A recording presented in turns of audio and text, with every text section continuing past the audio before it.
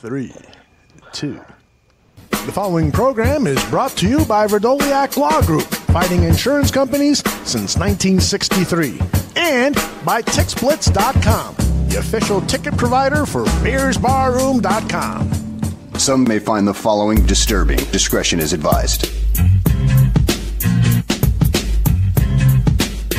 Bears Barroom, 100 proof. This show here is dedicated to authenticity and to passion and to the loyal Chicago Bears fans out there. There's no talk about what Joe Madden's doing today or the closer. This is about the Chicago Bears, and it's dedicated to everybody out there that watched in 97 and 98 and saw 4 and 12, and it fucking hurt both years. Or the people that went through that egregiously ineptitude that we had with 3 and 13 2 years ago with John Fox, and you still watched and you still fucking cared. This podcast is for you. 100 proof. Statistical analysis is pondered here. It's respected here. But there's more to it than that. If you want substance, you want things extrapolated and broken down for you, the tape doesn't lie, this is the place for you. It's 100 proof. However, if you're one of these motherfuckers starting these straw man arguments, these keyboard tough guys on Twitter, crutching on your Pro Football Focus, then maybe you should go to one of your micro podcasts. If you're one of these guys that are blatantly uninformed and just repeating what the national media says, whatever the narrative of the day is, hot takes and so forth, even if it is a holiday, even if it is your holiday, and you don't want to be called out and criticized,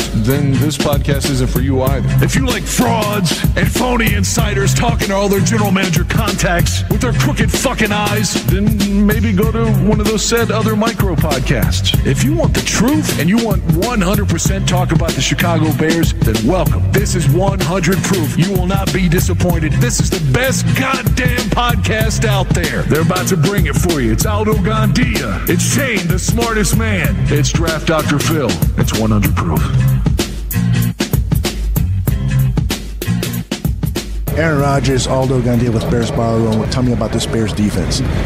Yeah, they've got a great defense. They've, top 3. No, motherfucker, top. Go ahead. They've played great this year on defense, especially, and got to take care of the ball. Who scares you the most on this team, you whiny, coach-killing bitch? These guys got a great front four. Then you got, one of the hardest hitting linebackers in the league. You got a great young rookie, and you got a back end that's played really well. Some emerging, really good players like Eddie Jackson and some veterans who've been playing well for a long time. You scared, right, you little bitch? I don't even know how to answer that. This is Bears 100 proof. You tell the truth. You're scared. Come on, what am I supposed to say? Of course. Show up on Sunday and see what happens to you. Show up. Yeah. Oh, yeah. Oh. Yeah. Nah.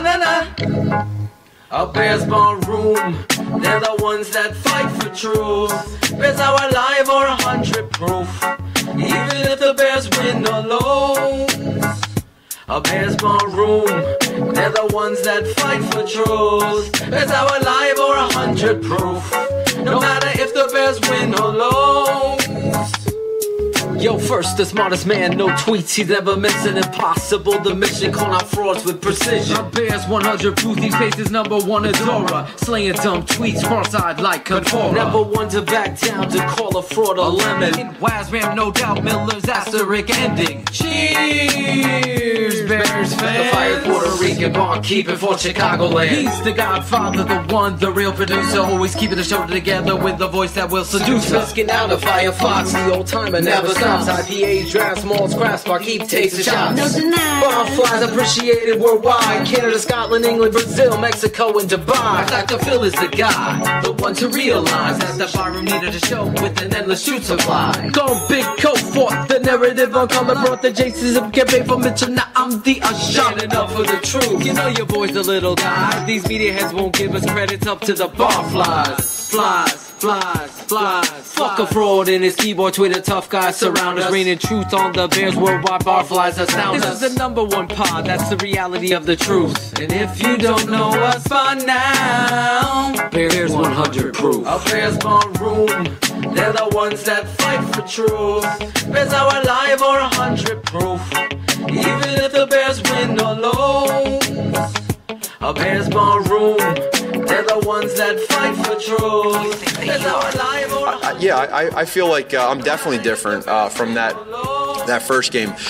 So many different things going on in that first game. Emotionally, your first time doing everything for real. Not preseason doesn't count. It's the season that counts. And so when you do it the first time on the road, how's your team going to respond to you talking on the headset? How are your coaches going to respond situationally with any type of management that goes on in the game with what decision making?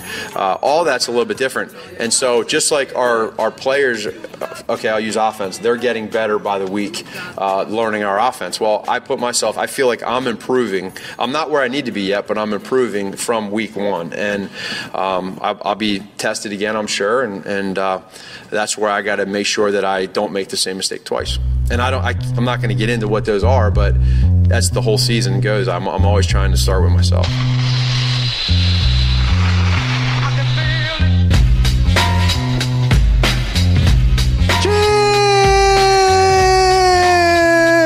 Cheers, Bears fans! This is Bears 100 Proof, and you just heard head coach Matt Nagy talking about his progression as a head football coach of the Chicago Bears since week one, that awful loss to the Green Bay Packers, to now week 15, where we're going to face the Green Bay Packers and clinch the NFC North Division. My name is Aldo Gandia. I serve the drinks here, but don't you worry, the stars of our show are here. They are, of course, Draft Dr. Phil Latoshin and Shayne, the smartest man in the barroom, Marsaw. Greg Braggs will join us a little later, our special guest, and we'll have our Bear Up, Bear Down, and Tweets of the Week sections. Gentlemen, how are you? We have not talked since before that thrilling win against the Los Angeles Rams. How you guys doing? What an open, huh? Holy cow. You got to talk to Aaron Rodgers, dumbass. Yeah, I want to share a little bit more about that interview that I had with Aaron Rodgers, but first I want to find out how you guys are doing. So, Phil, how you doing, brother? I'm doing great. I mean, I'm excited because I'm packing, I'm cleaning, I'm getting the house ready for the parents because I'm coming to Chicago. Tweeting out selfies. My daughter. Yeah. Uh-huh. So no filter. I go out to the fucking car. My mother-in-law comes and she's like, "You gotta switch the car seats into my car." I go, "All right, I'm gonna do it. It's snowing here." She's like, "No, go do it now." So I was on trying to print, yelling at the computer, print the fucking flight passes, Mm-hmm. So I leave my phone there, and I go out, and I'm swapping the fucking car seats from one car to the other. I come in the door in the basement here, and my daughter's there with my phone taking a picture of me. I go, "What the fuck are you doing?" You could see me like, "What are you doing?" Like, "Oh, nothing." So I'm printing, whatever. I'm looking for my phone. I'm like, "Oh, that was my phone." She tweeted that out. "Oh, can't wait to come." So whatever the fuck that was. So when I turned, I'm like, "What the hell is this picture of me?" Oh my God, she's so dead. Shayne, Isabella. Go ahead, Isabella. Bella. Shayne, you got a brand new haircut. Phil's got a haircut too. You guys go to the same barber or something? Yeah, it's better than the one you go to. It's fucking mop head. Keeping it real, bro. Keeping it real. No, we've been waiting for this week for how long? Jeez, since this week. Week one. Yeah. 2013. This is a long time, man. I think so, and it's still part of me is still trying to grasp that this is actually happening. And I mean, it's just, I was talking to Phil about it earlier today. I can't imagine if something happens and it goes off fucking rails. I don't even like to talk about it, but you always go there. Why? I do. Well, I'm not the, the Patriots there. That's a 2 game. That's a 2, that shit. I can't. I'm going there. I mean, I get my nerves. Yeah. I feel like 38-16. Like, and then keep throwing. Yeah, I want well, you said it too, so I'm not going to steal it, but we're step for step here. Shayne and I were talking, and I'm like, this is the game where you fucking keep scoring. Yeah. You score until if Jeff Philbin gets fired tomorrow. Yeah. The next day. Bring in the third coach for the fucking season. You just keep going. This is that fucking bully. It is. You exercise a lot of demons in this game if you win. You send really a fucking statement. Yeah. You need this. This is it. I will be so fucking loud in section 222 if that's where I'm staying. Because I don't know if maybe like Greg Bragg's moving around. I don't know what's going on. But I will say this. Greg is moving around now. You don't even have him on the show. I don't see him on video. There he is. Let's bring him in. Let's bring him in. Is that a nipple? What the fuck is he doing? A nip snip. A nip slip. Or Lane Bennis. He's looking at a Remember picture she of sent Aaron the Rodgers. Christmas card? Yeah. Oh my God. I would be willing to suck Aaron Rodgers' dick. He's back. There he is. Had requests for this drop. Well, when I interviewed Aaron Rodgers, I told him about Dan's offer, and Aaron, who at the time was wearing high heels and nylons and a garter belt and stuff, he was like, "No, thank you, no, thank you. I got enough dicks to suck here in the Packers locker room." So, Dan, you're out of luck. No dick sucking for you from Aaron Rodgers or for Aaron Rodgers. Let's bring Greg in here, man, because I see him yawning. He's moving. He's getting antsy and stuff. He's wearing a Cubs shirt too. I don't understand Cubs that. shirt on Bears 100 proof. Wow. Let's get time out. I mean, Greg, read that shirt right now, please. Let me tell you guys something. Greg and I have now a bond that goes for the rest of our lives, because what we experienced last Sunday night at Soldier Field, shoulder to shoulder, hip to hip, knee to knee, in the freezing cold, bringing that to all our barflies on social media. Mm-hmm. What we experienced together was magical, just fucking magical. And he and I hugged each other at the end. I mean, I was ready to suck Greg Braggs' just a fucking great time. Greg, how you doing, brother? Oh man, I'm excellent. And you ain't lying. It was surreal. It truly was. The entire night was kind of surreal. Just like going through the game and like 6 points. You just kept saying to yourself, "Are you kidding me?" Mm-hmm. And then the game, like you get to the end, you're like, "Well, there's no way they're gonna score, and they're gonna make this interesting," and they just never did. Right. And it was so amazing to watch. It truly was magical. That's the only word for it. Yeah, and I got that same feeling that I had Sunday, where I thought that they were going to score, but as all of a sudden I just started to think to myself, no, this ain't going to happen. We're going to fucking annihilate these guys. We're going to crush them. And that's the feeling I got for this upcoming Sunday's game. I don't have any concern at all. I think we're going to go in there very confident and get the job done.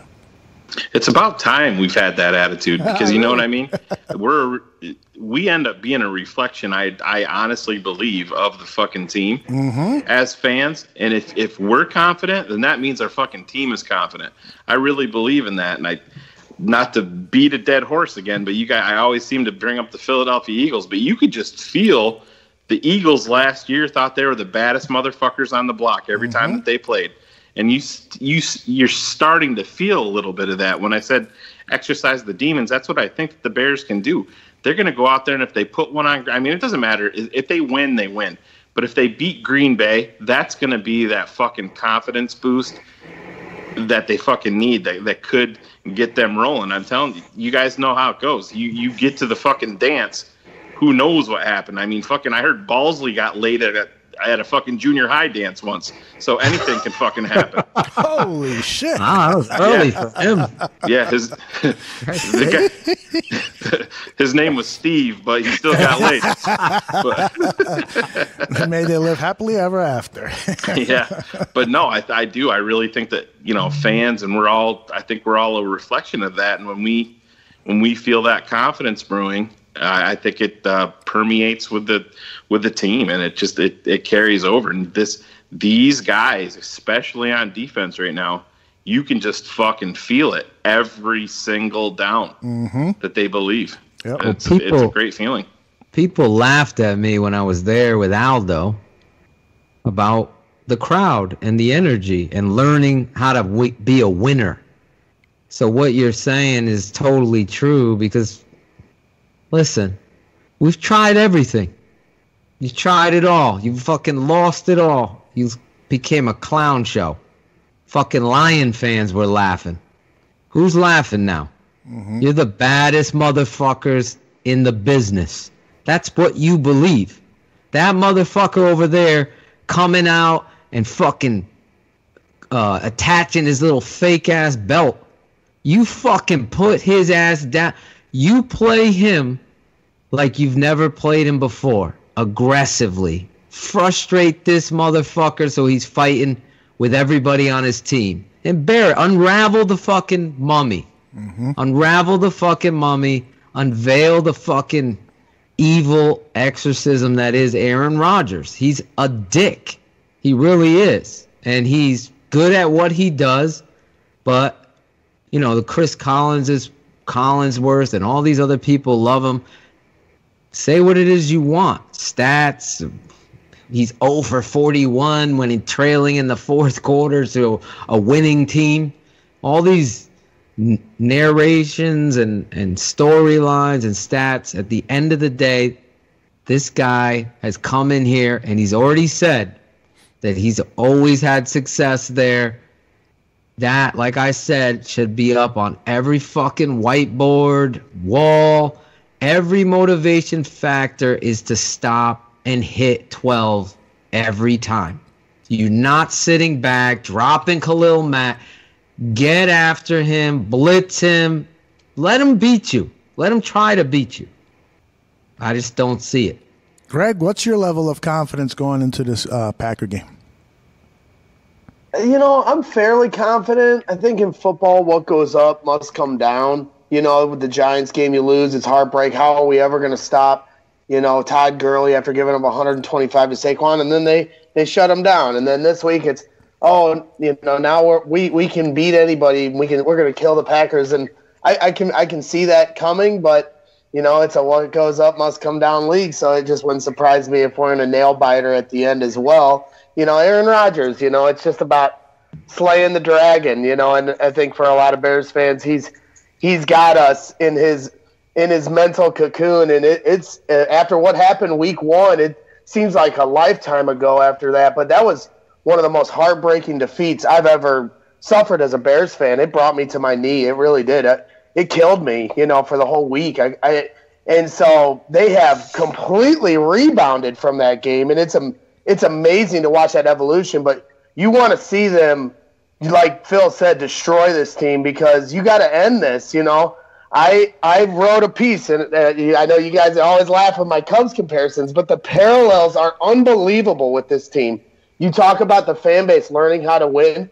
That is what the Cubs fan base, and it had to go through. They're a fan base that was like, oh my gosh, the curse, the sky is falling every moment. And then in 2015, something changed, and the fan base started to believe that they were going to win every game, and that was a big difference between what we had dealt with for generations as Cub fans.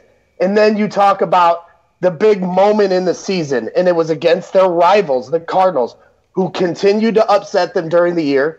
Then they played them in the playoffs, and everyone was like nervous. They beat us in the first game, and it seemed like they were going to eliminate us from the playoffs. And instead, the Cubs rose to the occasion, and at Wrigley Field hit like 7 home runs. One of them went on the scoreboard. And in that moment, as a Cub fan, you were like, we are better than them. We finally are better than this. And that is what the Bears have this week ahead of them. It's that same moment where they can just rise up to everyone and just, as a fan, you know as a team, you are better than them. Now you got to show it in front of everybody. In 2015, did we fucking crushed the Los Angeles Dodgers in that season at all? Shayne's favorite team? Oh, my God. What happened next year? That was the next year. Oh, my God. Oh, sorry. Good Lord over Fucking there. Phil. Bullshit. Fucking Phil. Fucking Cubs I haven't won in 2 truly years. Phil has been And then bored. you talk about the club dub. I mean, that club dub idea came from Joe Madden when Matt Nagy sat with Joe Madden in the offseason, and Joe told him about letting these guys enjoy the moment, letting them have fun. And now you see the club dub becoming this huge thing that it's almost like driving them to want to win more. And Hell yeah. The locker room. So, I mean, the parallels are there. I know it's an ad nauseum thing I speak about, but like for me, it's a feeling. And that is the same feeling I had as a fan. And I just knew it. I knew they were going to do it.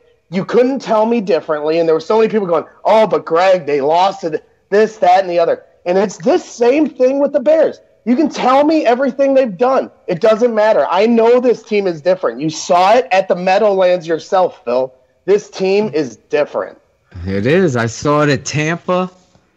I saw the hot Tampa. All the story and narratives changed, but the reality was Tampa was hot. The Magic, man, Fitzmagic was the topic. The Bears, I think, they had that horrible loss against the Green Bay Packers, and then they played a couple pretty good games, but you didn't know what you had there, and I just felt it.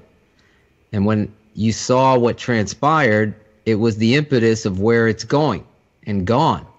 And now, listen, I did the tape Never Lies. I watched Mitch.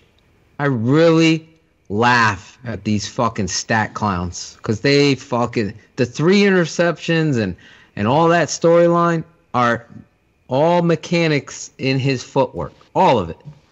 That can be cleaned up.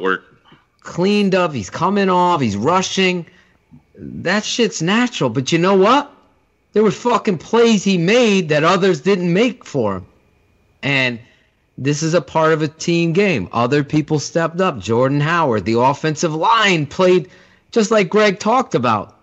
That was pathetic, the Giant tape. I had nightmares going into fucking L.A. Aaron Donald, Sue, fucking Fowler. How are they going to fuck it? They couldn't block the Giants. They go out there. It's a mental fucking game. You believe, the crowd believes, the fucking siren comes on, whatever the fuck. This is exercise in the demons' time. I believe in this football team. It's different. Just like you said, the club dub, tapping into the tapestry of the young football player, the mind of the young guy, knowing people's mentalities. And to Greg's point, I honestly think it's real that, that shit is fucking awesome, bro. Yeah. Coach bringing that disco ball. I used to do crazy shit like this all the time to get my players to understand winning and what it feels like and what it means, and give you that little cookie, if you will, for lack of a better term, that some guys love it. Some guys are living to play to get to the disco dance. And if that's the motivating factor, hey, the end result is what it is. Everybody looks back on the 85 Bears, Shayne. We lived gloriously through that because they were the bullies of the block, the guys that walk onto the fucking field. And everybody from fucking Oklahoma to San Diego to Connecticut knew the fucking Fridge and the fucking Bears. They knew about them. Everybody. I'm talking the fucking gas guy that fucking doesn't even have a TV heard about the fucking Bears because they were that badass. This team has that fucking badass in them. And the Giants game was like, oh shit, we woke up. We're coming back. We were this close. Oh, we got to learn from that. Or do you cave? They fucking come out and fucking learn from it. And that is key. And it makes that much of it's that big of a difference too with them being a young team. Talking, Greg was bringing up the Cubs. They were young. They're you can take this the wrong way, but they're young and dumb enough to not give a fuck who Aaron Rodgers is. They're going to get that confidence, and You think that Tariq Cohen gives a fuck what happened in 2013 with Aaron Rodgers in Chicago? Right. These guys don't. They're not, like I told you today, Phil. They're not gonna fucking, to use a Rex Ryan reference, they're not gonna kiss his fucking ring. They don't fucking care. Right. You know, even Khalil Mack, he's here. You heard Matt Nagy talk about it. I don't care what happened before. I'm the Chicago Bears coach now. That's what it's about. These young guys don't give a fuck. But a lot of them, that's a key point, because this town, Aldo, and you've said it, Greg you got called in radio stations. Somehow they formulate this fucking ship anchor. They throw it out there and they stay there stuck. Well, we're scared. You're going to get beat. Yeah, you haven't had a fucking good coach. Now you got a guy that understands. This is about fucking me. I'm putting my name on this. We're coaching this team differently. We're confident. We're not caring what David Hall thinks about the fucking dance ball. We don't give a fuck. We don't care if everybody fucking knows about it. We're going to mic up the fucking coach. That's the first time I've heard a fucking coach mic'd up in Chicago since fucking Ditka. Think about that. I've never heard Jaron say shit. Hey, Lovey, fucking 1 second. They caught him from across the field with a fucking, whatever those sound fucking zooms are. I don't know what they're called. Aldo might know. Parabolic. Whatever it is, I'm pretty sure it's not sound zoom. It isn't. But everybody fucking knows what the fuck I'm talking about now. And they capture Lovey, clap his hands, say, all right, now, Brian, get in there. That's it. That's it. I don't know who Lovey was as a coach. I know it through Lance Briggs' ass. If you watch that show, I don't. Shayne For does. every. Oh, what?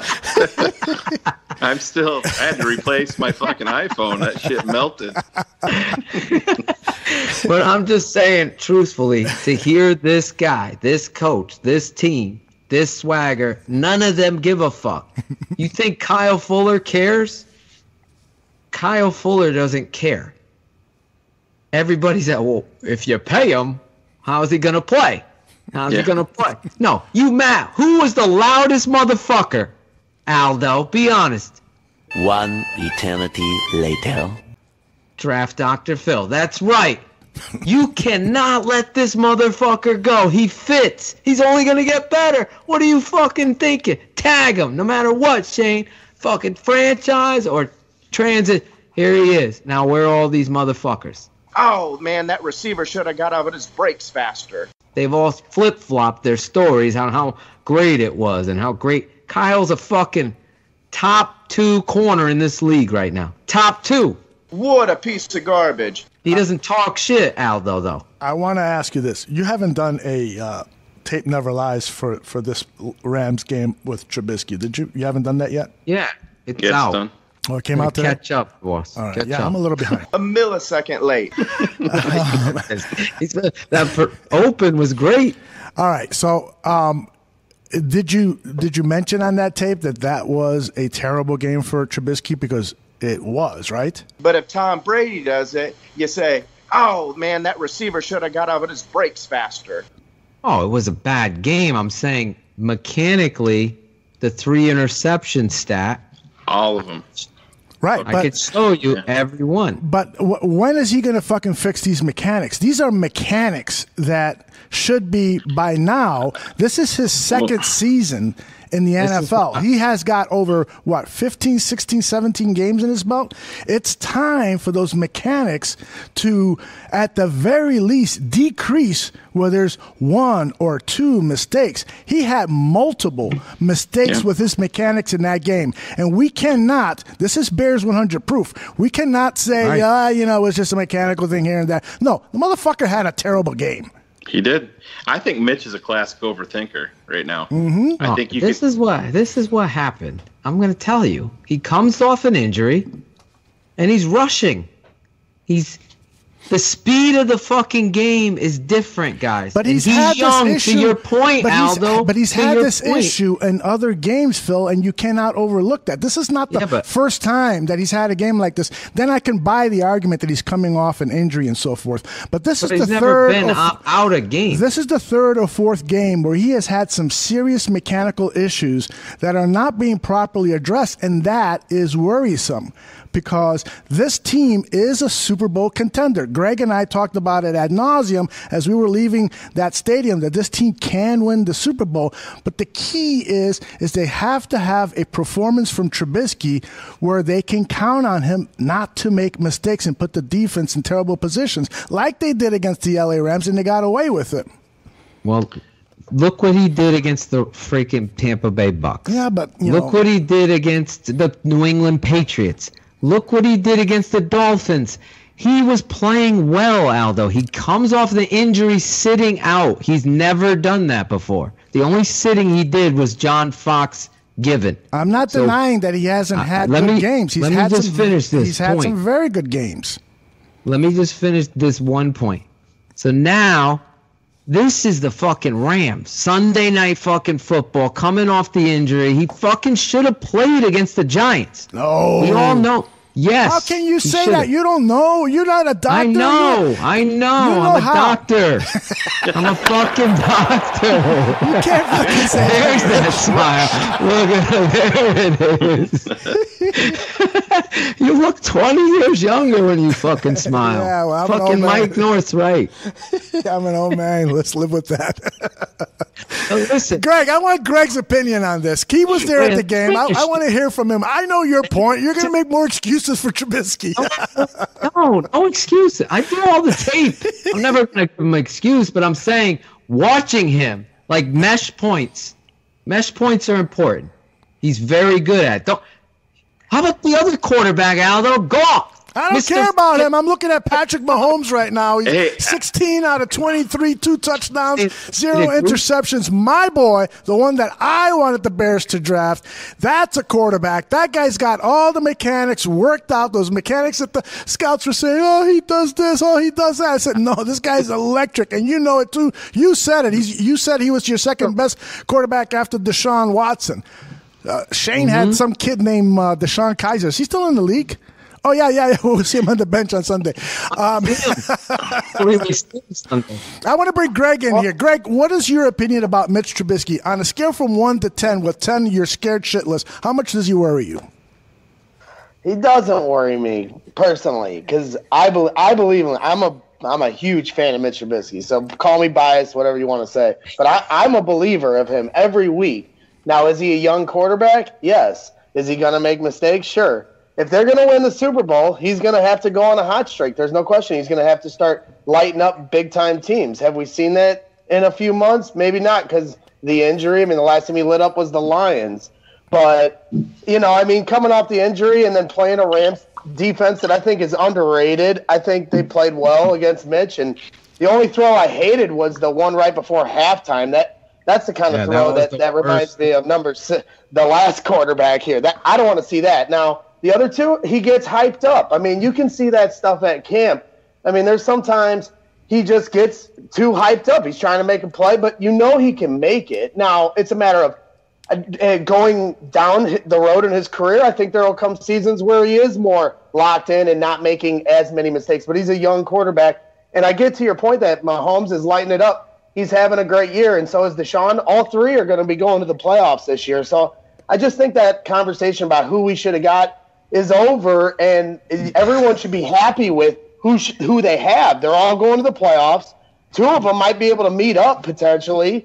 I mean, to me, Mitch, the sky's the limit for Mitch. If he can control his emotions when the game is going on, he's one of the best quarterbacks in the league. And then sometimes, we see what we saw last week. I'm going to be an excuse maker until I see otherwise for Mitchell Trubisky. I mean, that's I do have a reality check for you, Greg. That fucking Rams defense, the Bears offensive line had clean pockets for Trubisky over and over and over again. There was hardly not any on the pressure. tape, Aldo. I don't want to mislead anybody. I did it, and Come I saw on, that offensive line had their best game. They kept up PFF, but I don't give a shit about PFF. It's what my eye said. My eye says that he had clean pockets, and what happened with Mitch Trubisky for those interceptions were 3 clear as day bad throws by our quarterback, the quarterback that I love and I'm praying for, but he did bad. They were bad throws, Aldo, but what were they? They were sailed. They were high. Why were they high? Because he was rushing. He was rushing through it. Mitch even admitted it in his press conference. He was rushing through his footwork. He's got to settle down. He's in this. You heard Matt Nagy say this took Alex Smith 5 fucking years to learn all the ins and outs of this. Alex Smith was a fucking veteran when he got there. Mitch was raw coming in, and he's got all this new talent around him. Is that an excuse? Yes. If you watch Mitch throw interceptions, more times than not, it's when he's sailing the fucking ball because he's not staying true to his base. When Mitch keeps his feet, that's when you see the Mitch at North Carolina that had the high accuracy. I put up the tape, Shayne. 2 of the picks he doesn't step into because there is pressure there. He loses his mechanic and he throws it all arm. You can't argue it. I put it up there. When Aldo watches it, he'll see the pocket isn't clean. Fucking Bobby Massey lets go of his guy, and the guy's in his face like this, and he's trying to he doesn't step into it. It's on him too. Yeah, I show you it both. Every positive, I put negatives, more negatives than positives, because he didn't have a great game. But there are some plays where it's questionable whether these guys are helping him. It's got to get cleaned up. He was rushing it. The first pick to Bellamy, I don't know. Is Bellamy's route at 17 or is it at 15 where he went and stops? You don't know. I'll tell you this. I could, typically in the press conference, Matt Nagy will kind of clue in. There were some other guys that didn't do that. He didn't say any of that. This game was clear that the mistakes were on Trubisky for whatever the mechanical reasons are. And you guys know about mechanics more than me. I don't even fucking know how to do a tune-up on my car. But Aldo, if you go back and just rewatch the game, don't even fucking look at Mitch from the kneecaps up. Just stare at his fucking feet, and you can see it clear as day. I saw that same thing, Shayne. Excuse me for interrupting. When he was at North Carolina, I told Jose Cotto when they drafted him, this guy's footwork really bothers me because he's stepping way out of the bucket, and he was getting away with it because it was college football. Yeah, and that's stepping to his left, Aldo. And he's unlocking his hip. Yeah, sometimes there's a few plays. He's perfect on a few plays. The ball to fucking Allen Robinson, down to the 5. We thought it was a touchdown, right on the money. The Cohen balls where they run a flood route, and he looks off the safety, fucking hits Cohen. These are perfect. I could see every play was rushed off of a action and a mesh point. He's getting worried or whatever. He was panicky. So I want to see him this week. He's overthinking. He's too quick. This is a big game, Aldo. If he's doing these errors, I'm with you, bro. But I think they're going to get these things corrected this week because I think coming off an injury, especially a shoulder one. Yeah, there's a lot of that shit going on. Hit. Sorry, that was a mistake. Go ahead. Aldo with the child rape drop. Solid work. Jesus. I accidentally played the drop. Whoops. Well, I get I a think switch. that's what's exciting about, the fact that they won that game against the Rams, because this gives them the opportunity to get Mitch right here in these next 3 games now that they feel like they have a direct path to the playoffs. That to me is the opportunity here, is to get Mitch right. He's coming off the injury. You call it an excuse, call it whatever you want. Comes out Sunday Night Football, doesn't play his best game, and he knows it. That's what's nice about it as a fan, is he comes out and acknowledges it and says exactly what it is. He doesn't pull the color. I know some people love color, but he doesn't go out there and go, "Oh no, I didn't do this. You did." He takes full accountability. It might be the MO words he's always putting out there, but to me, I believe he believes it, and so that's why I know here these next 3 games he's going to come out slinging. That's just me as a fan knowing that this guy works harder or as hard as anybody on this team. So, you got 3 games to get right before the playoffs, and I think that's a perfect scenario for this team to, enter the playoffs in. And he made some plays there. He made plays. He made the drive. He made third downs. He completed the ball. I'm not sure people realize how difficult of a throw that was to the sleigh ride. I put it up. Holy shit. The sleigh ride. He had to thread it between 2. Yeah, he did. That was a beautiful pass. Greg brought it up. That fucking pass that he made right before half was fucking pee-wee football. That was horrific. That's Cutler stuff. I'm sorry. That's what he used to do. No, he not did. looking and just chucking it for no reason. I don't know if I've ever seen him do that. One thing you got to remember with Mitch, and I think Nagy has brought this up in the past, he brought it up this summer, is when Mitch makes a mistake, maybe you might see something a couple of games later, but when he makes a mistake, you normally don't have to tell him a second time about it. But Mitch has never had 2 stinkers in a row for the games. He's never went out and back-to-back and played horrific. So that's a positive right there that we have going into this Green Bay game. And you can tell, to Greg's point again, you can tell when Mitch was up there, the way that he played, that affected him afterwards. Mm-hmm. He didn't give it. He was giving praise to his defense, but he knew that he got bailed out because of the defense. Because Mitch could have easily been the fucking culprit of that entire game going the wrong way for the way that he played. But at the end of the day, it is an issue, Aldo. There's no fucking ifs, ands, or buts about it. But his footwork, it's not going to get fixed in season, guys. Phil, you know that.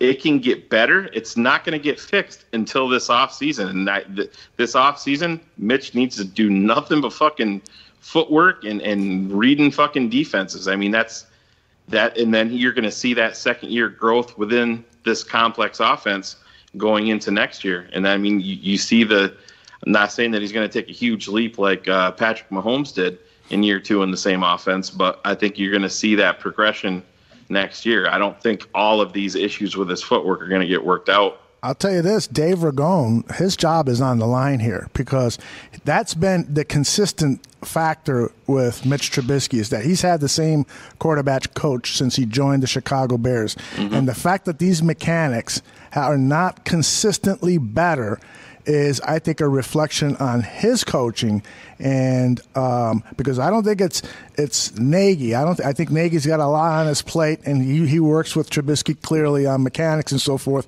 But it's Ragone's job to series after series, to sit down next to his quarterback and say, "Look at what you're doing with this left foot. You're doing it again." Hit him over the head and say, "I told you not to do that anymore." Or however you want to coach him. I'm just concerned about it. I love this team. I love Mitch Trubisky. I'm pulling for him as much as anybody, but I'm just concerned. I just don't like what I'm seeing with the inconsistency. And with each passing interception there, it was just like, man, not again, please, man. Yeah, because he's got five in his last 2 starts. He's got 5 picks. Mm-hmm. Yep. Well, like I said, though, what goes up, what must come down. The Lions game, the last time he lit somebody up, he had a great game. Then against the Vikings, it was a tough game. Now he comes out the gates, a tough game. I just feel like you're going to see a turn in this week. I got 4 tutties. I got 4 tutties. He's got 2 titties. Kissing minimum titties. 4 when you come to town, Phil, he throws 6. So that's true. I got to keep up my standard, Aldo. 6 tutties. So Phil, when you're looking at the tape, I know your primary job was to look at Mitch, but clearly you also saw the offensive line play. Tell me a little bit about how they did, because overall I give them a B+ going up against Aaron Donald and the rest of that Rams front 4, front 7, if you want to count the linebackers. Well, I think Mitch really was missed, as Chase Daniels showed you, his escapability. And he saves a lot of the mistakes that's going on, and his ability to pull and run puts defensive linemen in predicaments too. So a lot of mesh stuff helps this football team, his presence so the offensive line, I was hyped up that night, but I'm in the B area. You know, Bobby Massey had quite a few plays where he just was horrific. Leno, a couple plays, and Whiffman. Daniels had a couple. So it's still the same. You know what it was? They got the run game going, and Mitch and his athleticism, his ability to alleviate the pocket and run. It started on the first drive. They thought they were going to get him. He cleans it out. I put it up on the tape, doesn't lie.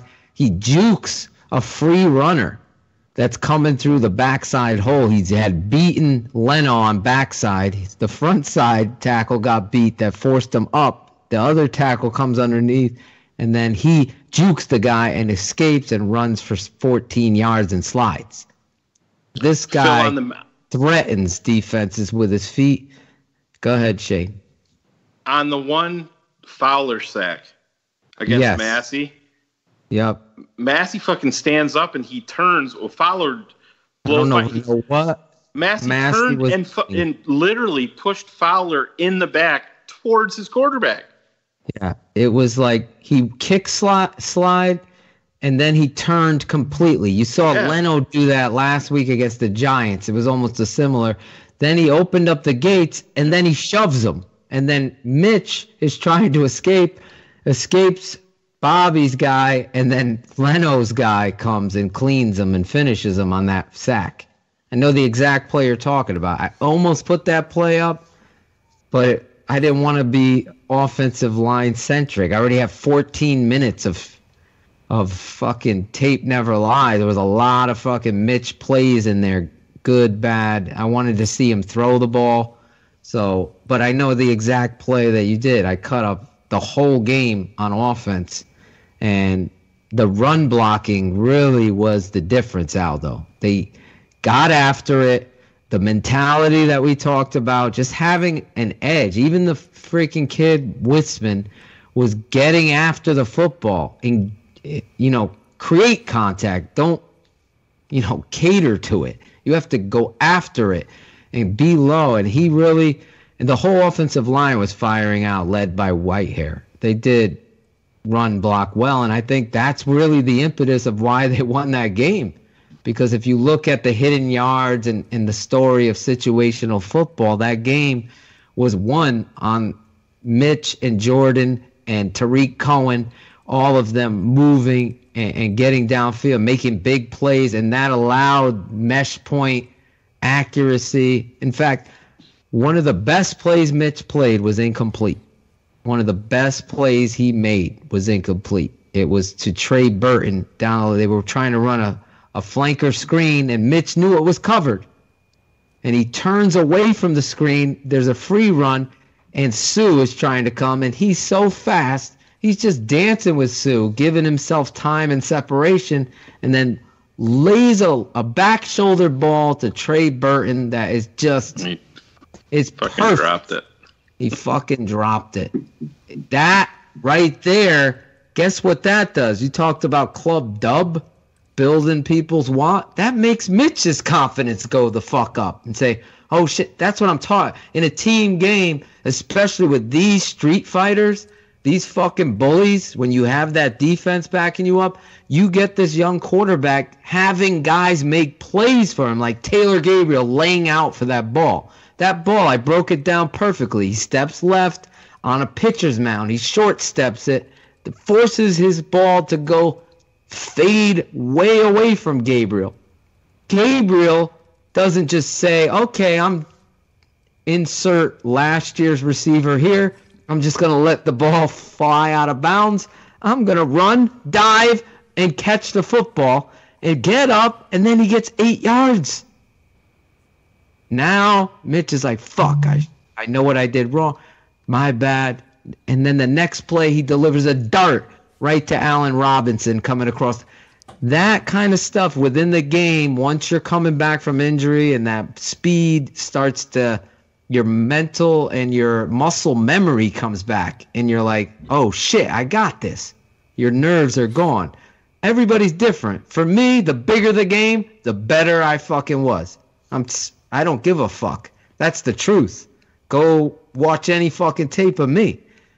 Same thing. I want to be in I want prime time. I want everybody there. I want you there to see it. I want to be on the mic. I want to perform, whatever it is. That's what this team is about. And that's why I think this game, this crowd, these people coming in all over the world, the tickets have doubled in price to win the NFC North. That is historic. That is something they play about, and I don't even think about negative. You go out there and kick their ass. That's it. Hey, Greg, you ever played football? No, I never played football growing up. I was just a spectator. I attempted to try out for the 7th grade team, and I got a funny story about that. 7th grade team. And we all get our helmets on. Everybody had already played for years, but I thought I was good because we'd play, on the baseball fields, growing up. We'd go play pickup games, and I was always faster than everybody. When we put on the pads and the helmets, and I can't see anything. I'm like, feel like I'm in a box. And I roll running out there. I'm like, all right, I'm ready to play DB, wide receiver. Let's go. Give me the ball. And they're like, oh, no, we're doing drills. I'm like, drills? Let's do a pickup game, It's like, all right. They get up. They're doing this thing where each guy lays on the ground, and then they blow the whistle, and you get up, and then they slam into each other, and whoever, gets the guy on the ground wins. And I watched like 7 of these go through, and I was like, oh, man, please. Honestly, I thought I was going to do all right. Then I get on the ground, and it was just like when I get on with you guys with Skype, I panicked. And I lay on the ground. Everybody's yelling. I'm getting excited. And they blew the whistle, and I didn't hear it. And I get up, and I just got exploded by whoever. I can't remember the kid that had me. He just exploded me, and I think they shut practice down after that. It was the ambulance was called. I was like, all right, we get I'm better with the video. That's a great story. You missed your air raid drop right there, Aldo, with the ambulance. That's gonna go. Oh man, I've had enough ambulances this year. Yeah. Boy, camp. That drill is no longer allowed on any level. Oh man, we used to call it the Oklahoma drill. Yeah, that's what they called it. Blow the whistle. They're laying on the ground so you could separate them, Aldo. Uh-huh. And the further you put them, the more prepared they would be for taking on the hit. The closer, 10-yard sprint, you're fucking talking about collisions. Mm-hmm.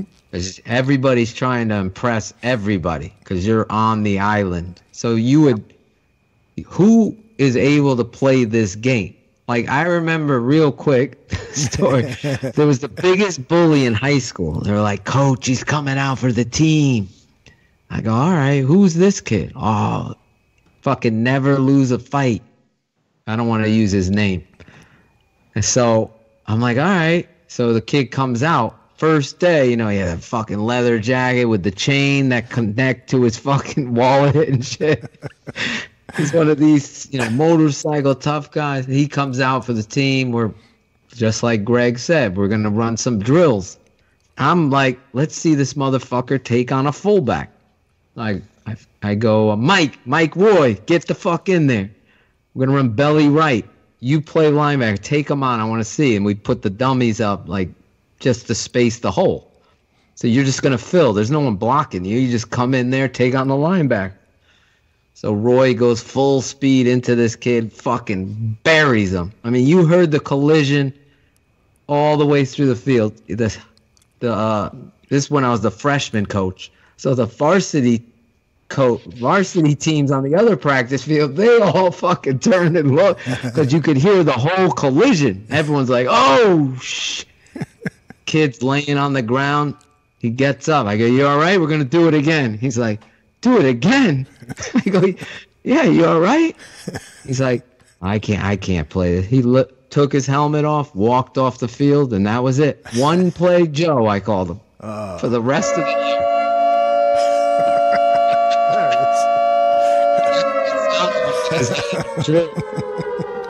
Poor fucker. And Shayne, that's what I heard when I got laid out. And Shayne, you've never played it down, right? Nope, never played. I played soccer, basketball, and baseball in high school. But you never played like on the street? Oh yeah. I played pickup football. Fucking big star in the flag leagues. Oh yeah, yeah. He's a big tight end, rumbling. There you go. I bet. What are you, 6'2", 230 pounds? 3'6'3", yeah. Damn, dude, I had this nasty move when we'd play pickup football because I was fast.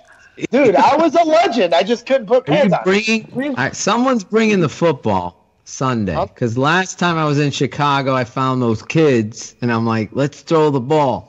But I didn't get to throw with Trey or Greg Braggs. Georgie, I think, said he was going to bring one. Right, I talked to him on the text. Is there enough space over there to run a few routes? Yeah. Oh, yeah, for sure. There's spots you can throw for sure. All right.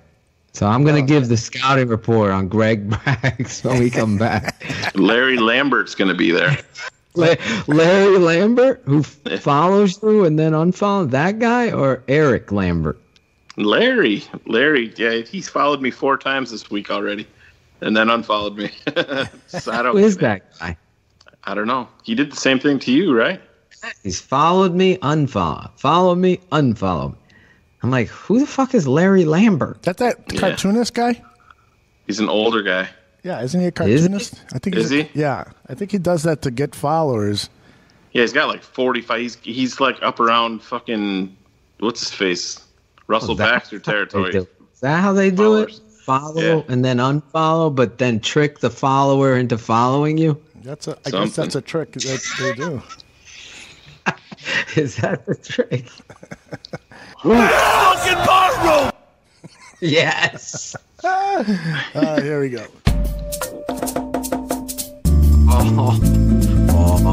Oh yeah.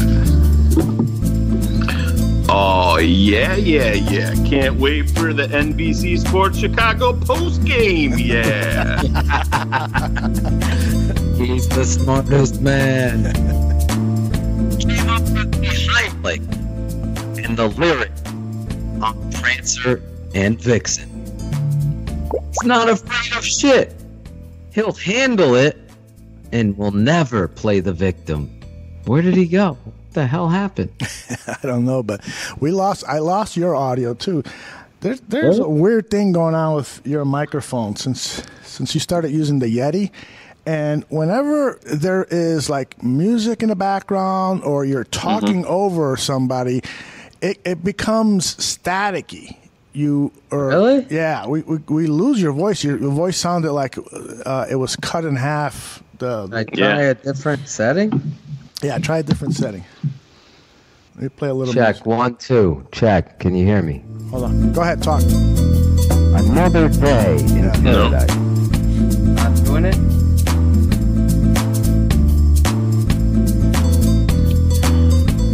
Another day. Get a little further back. Another day. Another anthem. It's better. It's not perfect. All right. Let's I'll leave it here. Yeah, let's do it from the top. Do you want me to turn up the gain? No, I think it might be too the problem high. is, Phil, you'll like start to get hype up, and then you practically start blowing your microphone.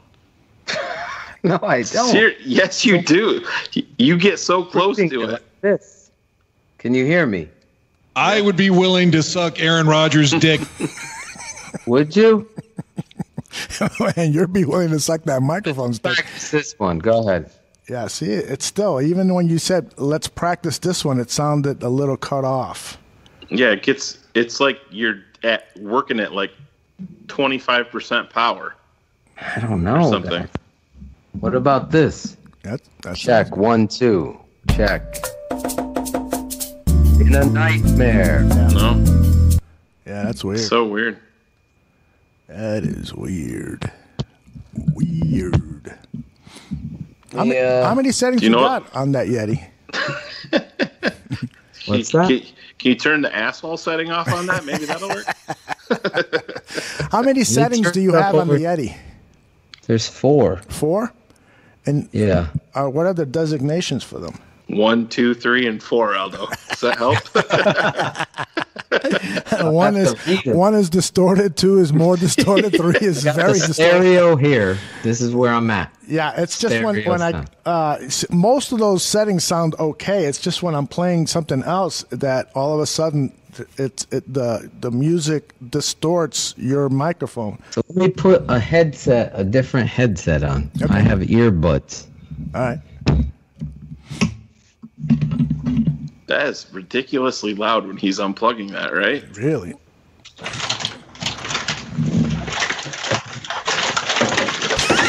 the fuck is he doing? Jesus Christ. Can you record that? Yes. Dreams alive. Oh my God. Jesus Christ. Sounded like you live in a place that you've been hoarding for a long time as you was reaching for. Got some mics over here. How's this now? Ready? All right, let me play the music.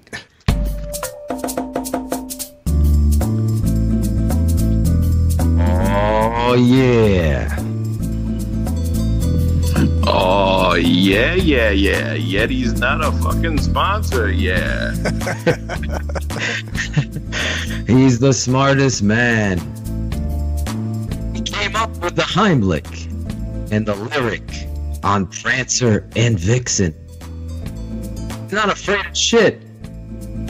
He'll never, ever play the victim. He's the smartest man, and this is his dumbest tweet of the week. Nicely done. Even though we got to fix your... I'm beginning to think it's not the Yeti. It could be the Chromebook. We'll talk about it later. All right. If this is the first time you've listened to Bears 100 Proof, you're probably wondering, what the fuck is going on with these guys? And you might be wondering, what is it they're going to do next? Well, this is the section of the show where Shayne, the smartest man in the barroom, Marsaw, talks to us about the dumbest tweet he saw this week while on the internets. Shayne, do you have just one this week, or are you going to bless us with multiple tweets? Well, I have one that's really, really bad. I'm sure you guys probably came across it in your, Twitter travels, but I think it's something that definitely needs to be mentioned. So everybody knows Booger at ESPN Booger. And right before the game, he sent out a tweet. He said, I think the Bears get exposed tonight. Matt Nagy's done a great job of scheming up offense, and Mitch has played well within the system. But I think that the LA Rams are the best team in football, and I would be absolutely shocked if they don't win tonight in Chicago. Holy shit, dude. Yeah, Mr. Booger McFarlane is just one of hundreds of TV football pundits who got that one wrong. Holy shit, did the Bears paid a bunch of disrespect by people like Michael Irvin, Booger McFarlane, Kurt Warner, dozens of other guys, and it was nice for the Chicago Bears to shut those guys up. Those guys are all now singing a different tune, that's for sure. Fuckers. Oh, yeah. So I do have one more bad one here that I just can't pass up. And good. It's going to go out to Andy Benoit at Andy_Benoit. I don't know if you guys saw this one, but he has a picture of Santa's sleigh. He's got the picture of the formation up. And Andy thought it was wise to send out a tweet that said, the Bears had to keep track of 5 different players who reported as eligible. And the one who caught the touchdown got to align at right tackle. That is just an unfair burden on the defense. So, yeah. Not only, that's Andrew Link level of fucking football dumb.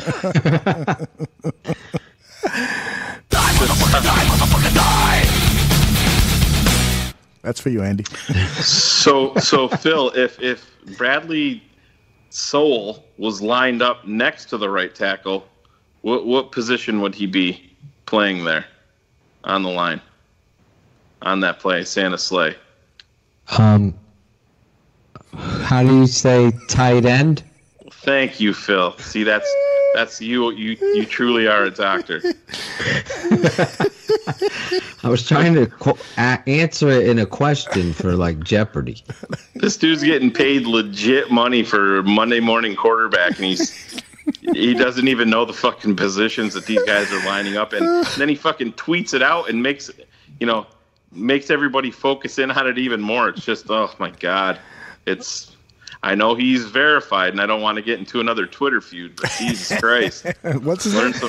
Learn some football. What's his name again? My God. I thought it was Andy Benoit, which actually sounds a little more cool. Yeah. But it's actually Andy Benoit, which is just all sorts of fucking stupid.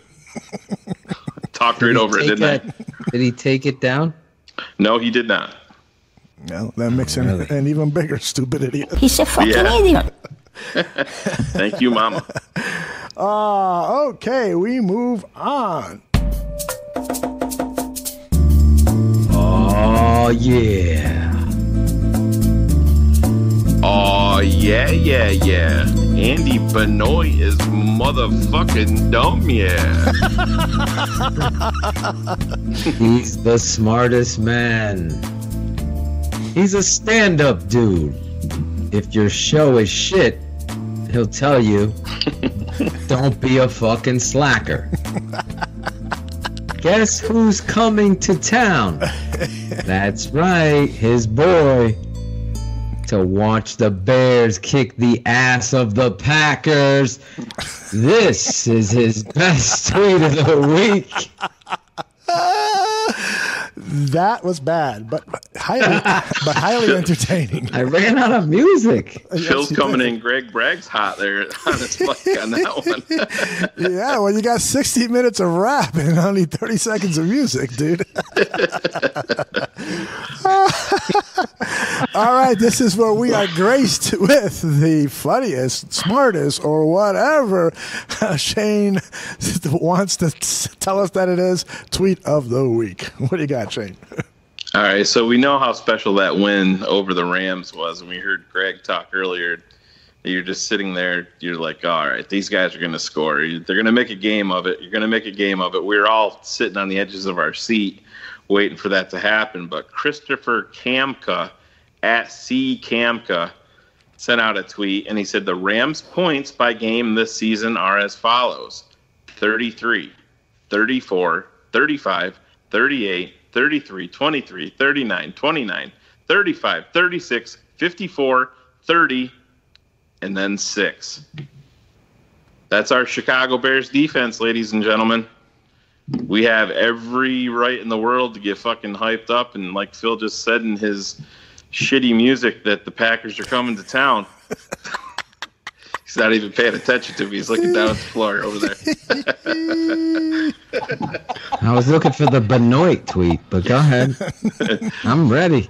But no, it just shows you how truly special. I mean, before the 6-point game, 23 points was the lowest that the Rams had scored up to that point, and they hung 6 points on us. They did miss the one field goal, but it was just a special effort, and hopefully these guys, that gave them even more, mojo getting ready for Green Bay, and these guys can get on a roll heading into these, the one and done portion of the season that'll be coming up here pretty soon. But no, I saw that and just caught my eye, and it made me realize how special of a game that was, because I don't think there was anybody around. If you said that Mitch Trubisky threw 3 interceptions but the Rams only scored 6 points total in the game, I don't think anybody would have thought you were, telling the truth or whatever. But truly dominant performance, and hopefully we'll see some more of the same this weekend. Baloney pony. Hey, you guys go as far to call it legendary? Yeah. Oh, I thought it was It's up there in games to see it. That's what I'm saying. I mean, top for regular season. I mean, I'm trying to think of, you know, everybody talks about the Michael Vick game from when we were all younger, and like the ones that stick out to you. No, we weren't all young there. They're grasshoppers. We're all younger by definition. Different ages than others is all. I was Yeah, some of us were young, and some of us were younger, and some of us still were fucking old. Yeah. Well, any of you, I was at that moment when he lined up the kick. I go, can you fucking miss one? Can you fucking miss one? Yeah. I mean, can we have another team miss and sure enough, you fucking missed it. I was like, yeah, this is our fucking night. This is our fucking night. And he's a hell of a kicker, too. Yeah, he is. Yeah. They still haven't blocked one, so we got that in our back pocket, too. Yeah. What's that? I said they still haven't blocked a kick, so I'm waiting No, for that. they don't even go after it. That's one thing I don't get with Tabor, Aldo. I wanted to thank you, Greg, for bringing that up. I can't stand in critical moments not bringing some of your best football players that can move the fucking pile, like Eddie Goldman, Hicks, and Mack, to fucking block a field goal in a critical moment. Like against the Giants, those motherfuckers on my team are in the fucking game getting ready to block a fucking kick. Other past coaches have done the same thing.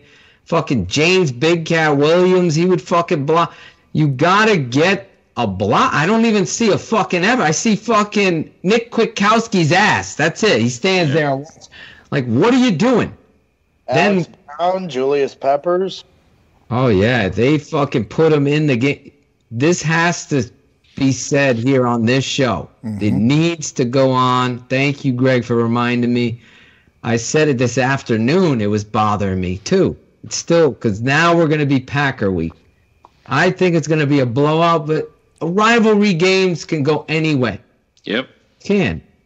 That's truth. But I just think in those situations, you need to bring Roy Robinson Harris, who's 6'6" and is an athlete, to put him inside with fucking Eddie and push that fucking pile and get someone's fucking hands up. Look at the fucking Seattle Seahawks.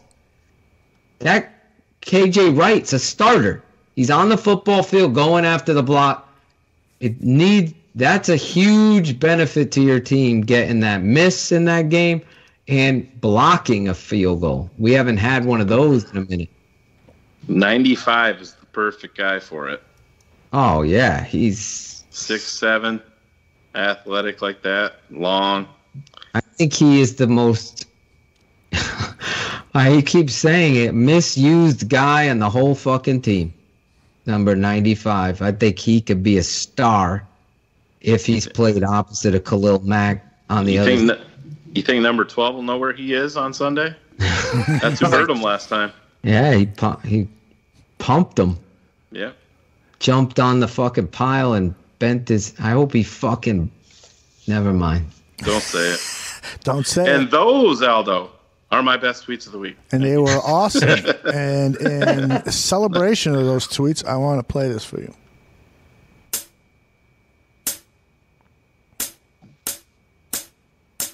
When the truth is told and the haters fold and the truth you hear is all laced in gold, 100 proof is there and we're glad you're here. Every single time the old man says cheers, we'll never hide the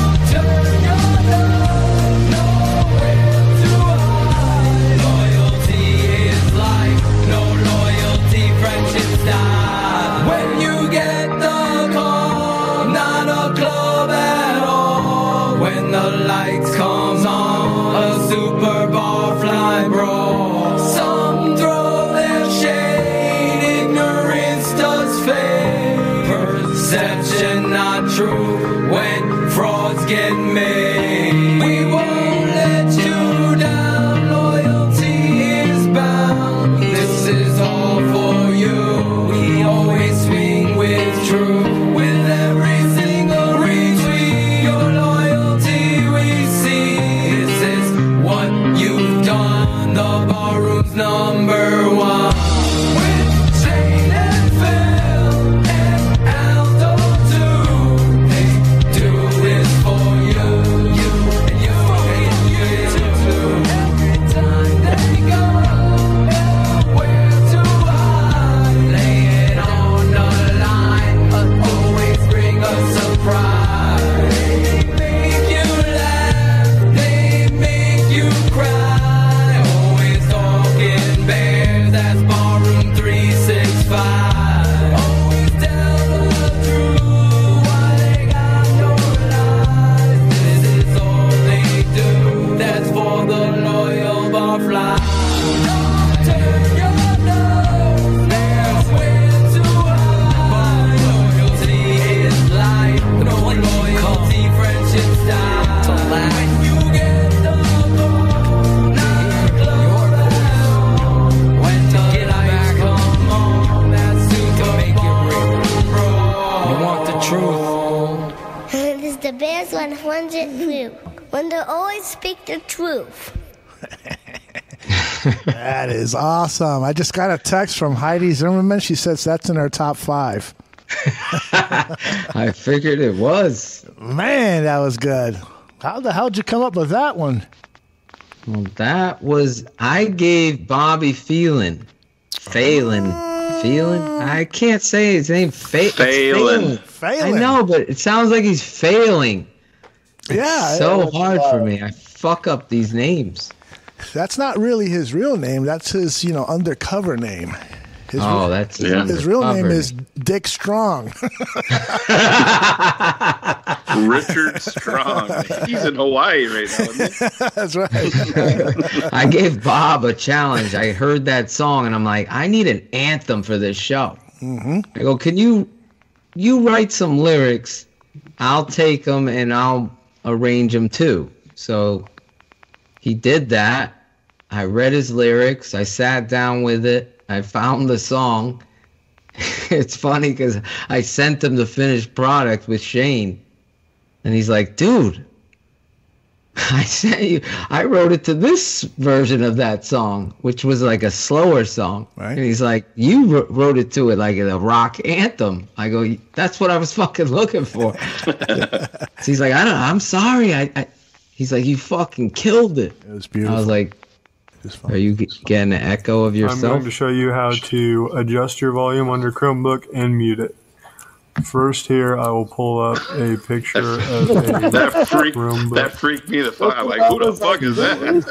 I thought you actually had that's someone. Berlissimo. Berlissimo. That's what it sounded like. It was George. Okay, so... Okay, Bear, what do you got? This is your volume lower button. That lowers your volume. This is your volume increase button, which increases your volume. Okay. That's it. That's it. Fuck it. They're coming. Step 3. So down the gain. How about this? So your volume will make your volume go higher. So no, if you turn it down, it'll get lower. I turned down the gain, Aldo, all the way on the mic. And the mic is all the way down. All right, so let's see. Now I turned up volume on the computer so I can hear it. Right, you have to hear it, right? I don't know who's scratching and cutting. I don't know either. Let's see. Brett. Go ahead and talk, Phil. It's not fun. No, it's not working. No. Well, we'll figure it out. Skype issue? I doubt it because it's not happening with any one of us, and it happened last week with you, only with you. So it started happening when you got the new setup. So it's probably just some adjustment that has to be done on either the Chromebook. Probably the Chromebook is my guess. I'll do a little research on it, and because I think the Yeti should be fine. All right, let us move on to. Greg, did you like the song, Greg? I did. It was very nice. What a description. Very nice. Are you reading that? It was nice. I have a script. I had 5 other audible answers I was going to go to, but I was. You're about as descriptive as I am. It's very nice. I like Imagine Dragons, so that was a good. Aldo, write you that answer or question.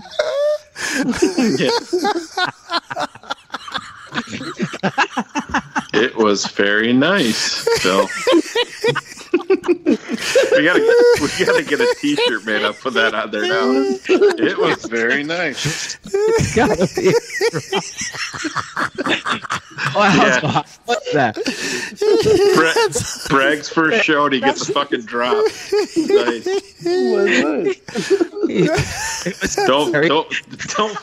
Don't feel bad, Greg. The last big drop that happened on the show was about child rape. And I responded to it. Fucking Aldo's been killing me with it. There's a lot of that going around. A lot of that shit going around. Oh man, you guys got me worried because I'll say just about anything coming out of my head before I think. So. Yeah, there's a lot of that shit going on. It's so good. It sounded like something somebody says, like your wife saying, "How do I look in this dress?" And then the guy is like looking behind her, some hot chick. Yeah, it's very nice. It's that meme or whatever the fuck you call when the guy's turning around with his girlfriend looking at the other girl. Yeah. We got to put Greg's face on that. That looks very nice.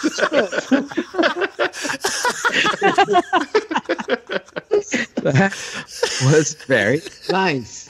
That's a hell of a drop. That looks very nice, ho. Dan and Fire taught me a valuable lesson to be careful what you say on here. Yeah. Oh man, that was good. Boy.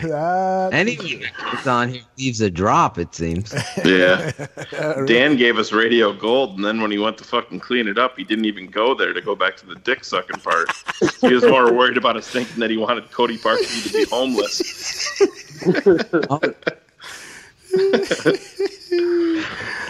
Oh. Who's ready to rock out with their cock out? This is Bears Up and Bears Down.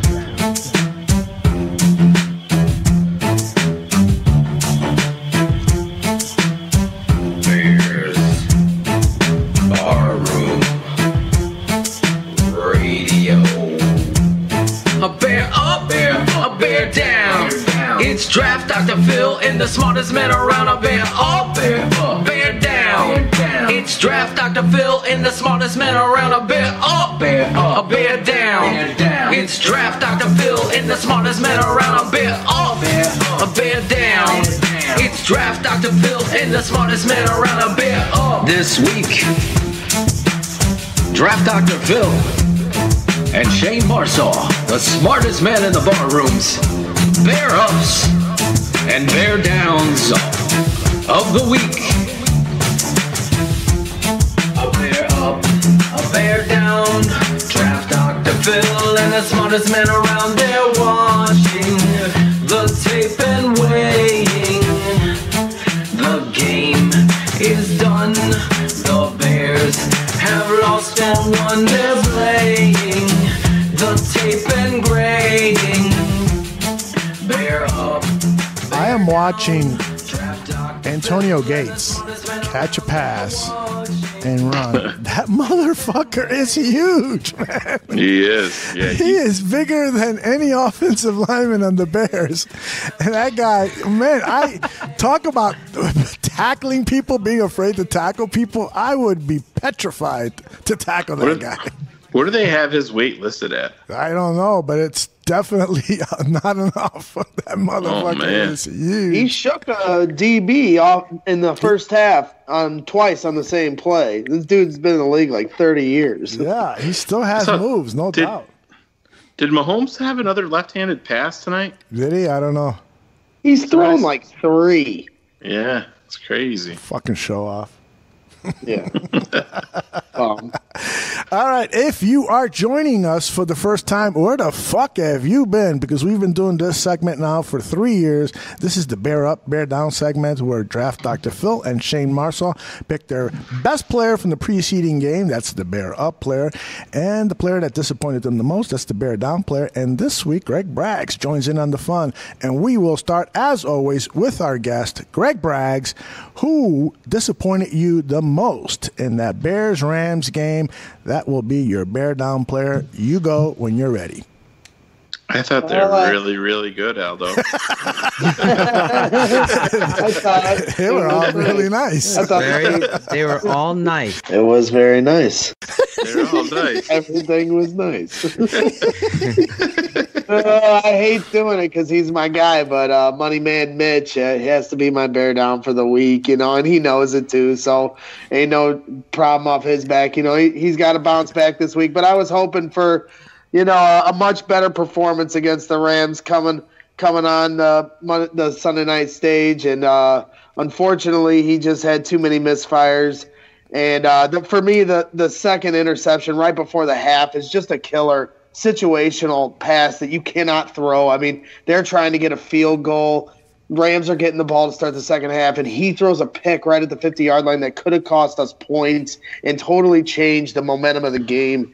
And luckily, our defense has bailed the team out so many times, and they came through in that moment. So they got to get through the mistakes with a win. So he's my Bear Down for the week, but I know he's going to bounce back. If I may make 2 points about that pick. First of all, it is pretty incredible that he had a worse game than Michael Burton. But the truth of the matter is that Burton actually played pretty decently in that game. The second point, in Mitch's defense, and Greg was in my ear all game long about the penalties and how it was really fucking with Mitch. And so, you'd have to go back and study the game to see when those interceptions happen, after what penalty and so forth. But there's no doubt that the penalties disrupted any rhythm that he tried to get with his passing game. And so, just as bad as his footwork was, the penalties by the Bears really didn't help Mitch Trubisky play, to his capabilities. So those are my 2 points. Anybody else want to comment on Mitch Trubisky? Yeah, you're 100% right on that. The first interception, if you go back to the one to Josh Bellamy, was off that series, had a penalty that pushed them back and made that turn into an interception opportunity. So you're absolutely right on the first pick. The second one, he just cannot do that. That's the stuff that'll lose you a game in the playoffs. Good point.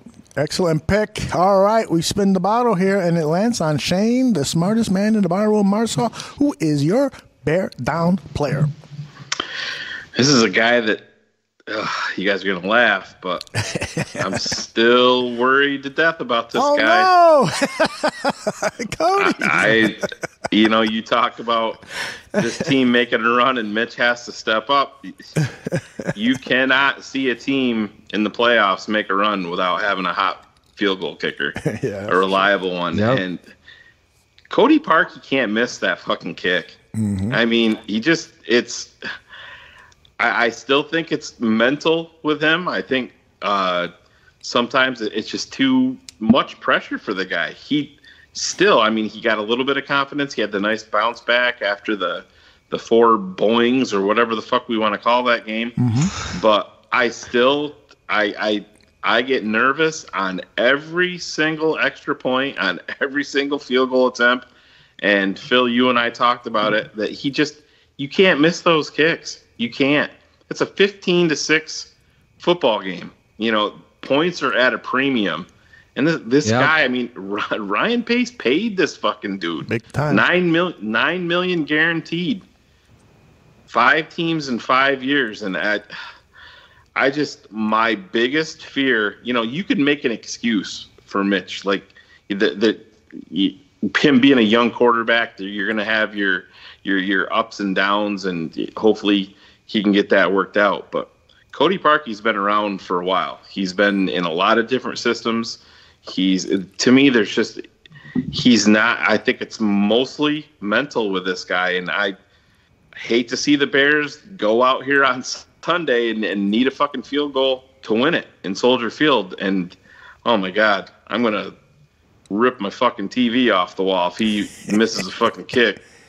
When we need him to. It's just I don't have the confidence in the guy, and until he starts making big kicks, I'm just not going to. It's a huge concern for me, and I know it's an easy cop out, but he's one of my top 3 concerns on this team right now.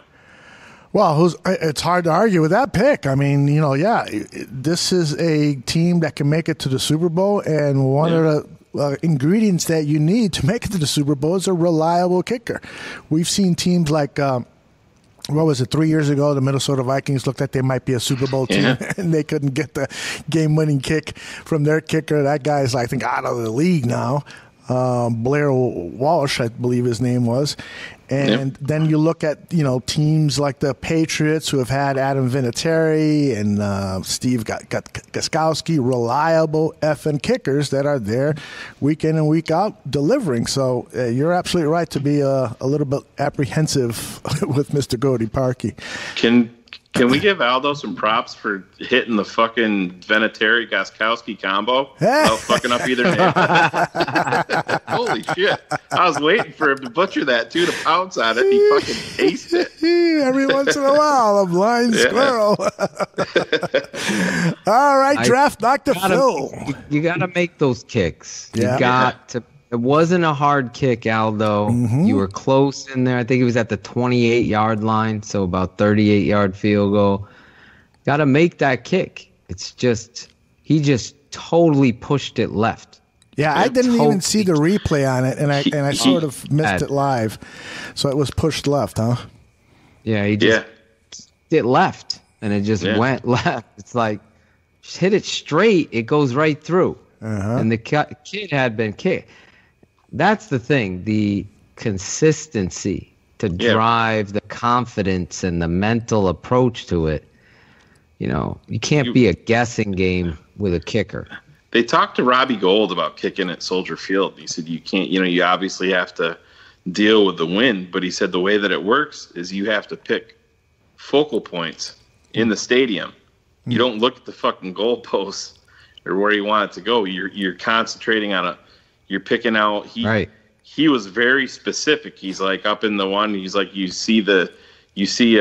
there was an ad, and he said there was a G, and when I was in this spot and from this distance, I just had to stare at that G, and I had to kick the ball to that G, and I knew that it would stay true and go where I needed it to go.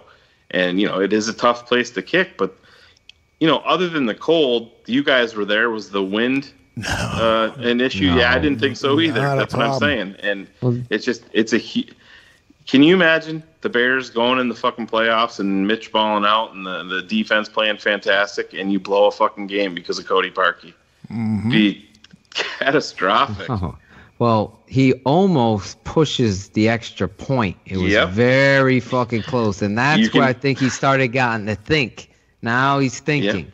Al Michaels almost fucking blurted it right out on the telecast. If you listen to it, he's like, "Ooh, really? Yeah." If you listen to it, I think he goes, "Ooh, yeah." I was he doing got the that through. Thing. I was bending with. Yeah, me too. I'm like, whoa. Now, I gotta say, before I give my negative, 2 things. First of all, is everybody else just seeing the top of Shayne's fucking head like a fucking mushroom coming off the screen? Is that it? It's got his Christmas tree right on the top of it. It's got a Christmas tree above him and a fresh new haircut. That's it. I don't see his fucking forehead. I think there's like 2 zits right at the top. Stress I don't have zits. Do I? Bubbles. I don't see any. Shayne, my Christmas Shayne. They're very nice. You got some gray hair there, bro? Oh yeah, couple coming in. Yeah, I got a lot. It's because I was only forward in that Michael Vick game. Me and Braggs were. A long time ago. Do you guys remember 2005? Jesus Christ! It was very nice. It was very nice. I'd been out of high school for 11 years at that point. I wasn't going to high school. I was supposed to be. I want to mention, I mentioned it on BHL, but now that I got both of them in the house, his out, to see you two capturing that game, legendary game, was so, honestly, I truthfully said it in my rant. It was emotional to me. I almost like teared up in the rant. Because I just do the rant live. Let's run through it and get it recorded. And if I fuck up, I'll cut it, whatever. But that was real truthful to see you two out there in the elements, keeping the barflies aware and abreast, for Mitch Trubisky fans out there, abreast of situation going on at Soldier Field. And it was just awesome to see you two having a great time. Some people, I mean, I got envious that I wished I would be there, but not jealous and hate. I was like emotional and thankful and grateful that you captured it. Oh, he's gonna cry again. It was You very guys nice. Never forget that game. That game. To say in 2018 in a passing league, an offensive format, you know, let's face it, everything goes for the offense. And even the fucking intentional grounding, fucking clear as fucking day call. Yes. I call that my sleep. Like, how the fuck is everybody missing that fucking call? Yeah. Fucking Nagy, I saw the fucking passion in his ass getting on the fucking ref too. Like, what the? He throws his hands up. That's my that's what I want. Could you guys see that in that one when Bobby Massey bowled over the ref? Did you see that when Nagy got up in his face? He goes, "That's on you. That's on you." And I said, "Oh man, I love this guy." Watch all 22 of that, Shayne? Yeah, I did. The all 22 shows. Bob's coming in fucking late. Who, by the way, little fucking preview. Fucking Bobby Massey's my fucking bear down this week. So this no joke. He's my fucking bear. He was he was going to be my number 2 after Parkey. I thought Lawrence Holmes was going to be your number 2. Oh, we want to go there? Well, he is a number 2. Actually, no. I praise that little fucking leprechaun. But. So Bobby Massey, go ahead. They have this fucking fake on. You have a fake play call. So this is the example. You're going to send your team on, your special teams on, with the understanding that your offensive team is going to run on the field like the fucking Blackhawks at a line change. That's the fucking force Green Bay. Force the Rams fucking have to change or not. Now you're getting the advantage. We did the same move against the team we were outmatched against. Knocked down no refs, though. He's fucking late cutting through people because he's not prepared. Knocks over the ref. I'll say this, though, for Bobby Massey. Knocks over the fucking refs. He has a pancake block. That's his only fucking one that night. The fucking 52-year-old ref. But the fuck up, and he's perfectly fine. They hadn't snapped shit. Instead, he's waving the play to stop. And that, to me, was the wrong. It is a rule, though. Yeah, it is. The referee gets knocked down like I don't understand. So, if the Bears shift their players, isn't the Rams allowed to shift their players onto the field as well? Like, how is that a trick? Time clock. The time clock for the play clock, because you're going to go on sound. Right. So there's no way. Now you're going to catch them. You're prepared. They sprint off. You're fully coached, Greg. So we called it dipsy-do. We're going to run dipsy-do. So if I call out dipsy-do, everybody knows on fourth down, we're going for it, and we're going to send the special teams, and they're sprinting off with like 4 seconds or 7 seconds on the play clock because the silent count is a dive play or quarterback sneak. That's it. There's no complex play. You're going to get up, or just get under there and snap it. They're running their guys off. Now you got a 12 men on the field call, or you got the first down. So it's a benefit to you. It's a brilliant thing. It's been done a lot, actually, in the history of the game, and it would have worked that night, too. It really would have. And I didn't know about the NFL rule till later. If you knock down the official, they stop the clock. I thought it was ridiculous. He was right back up on his feet. He's been fucking doing yoga all fucking 3 months out of the year. Actually, it took him a little while to get up. He got fucking clocked. When I noticed that he was down, I was like, what the fuck? He couldn't get back up right away. He was tripping over himself. Get the fuck up. All right, Phil. Who is... Oh, go ahead. Bobby Massey had a piss-poor game, Aldo. Yeah. In the run game, he's missing the cutoffs. He had a bad game against the Giants. I was hoping he'd step back up. He let up that sack as Shayne. He let up 2 more pressures. Yep. One of them leads to this cockamamie. You'll see that on the tape doesn't lie on Bears Barroom YouTube channel. Go over there. Mitch Trubisky versus the Rams. You'll see Bobby lets up a pressure on a 3-step, and Mitch can't adjust. He throws the weirdest ball I've ever seen him throw. You'll see it on the tape, doesn't lie. But Bobby continues to have 1 good play, then 2 bad plays. 1 good play. Bobby earlier had been playing really solid football where he's just doing it. So he's got to step up this week. He did not have a good game in back-to-back weeks, so he is my bear down this week, Aldo.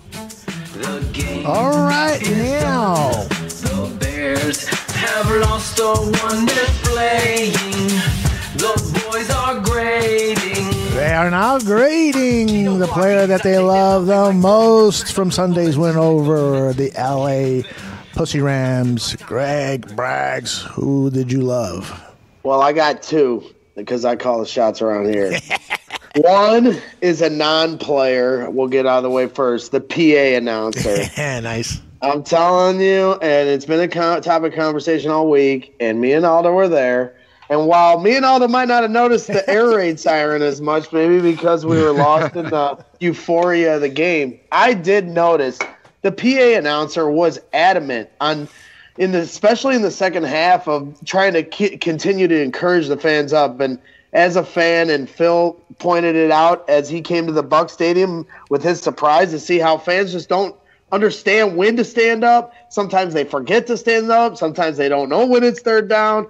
And the PA announcer just did a great job of continuing to remind people and encourage people, because it helps when you're at the game and you want to stand up and 12 people behind you don't. You feel rude, so you want to sit down. Right. But when the PA announcer comes on and he tells everybody, get up. This is your chance. Yep. Then you don't have to feel ashamed that you're screwing the guy behind you out of his view. The PA announcer just told everybody, get up, get up. Yep. So the PA announcer is number 1.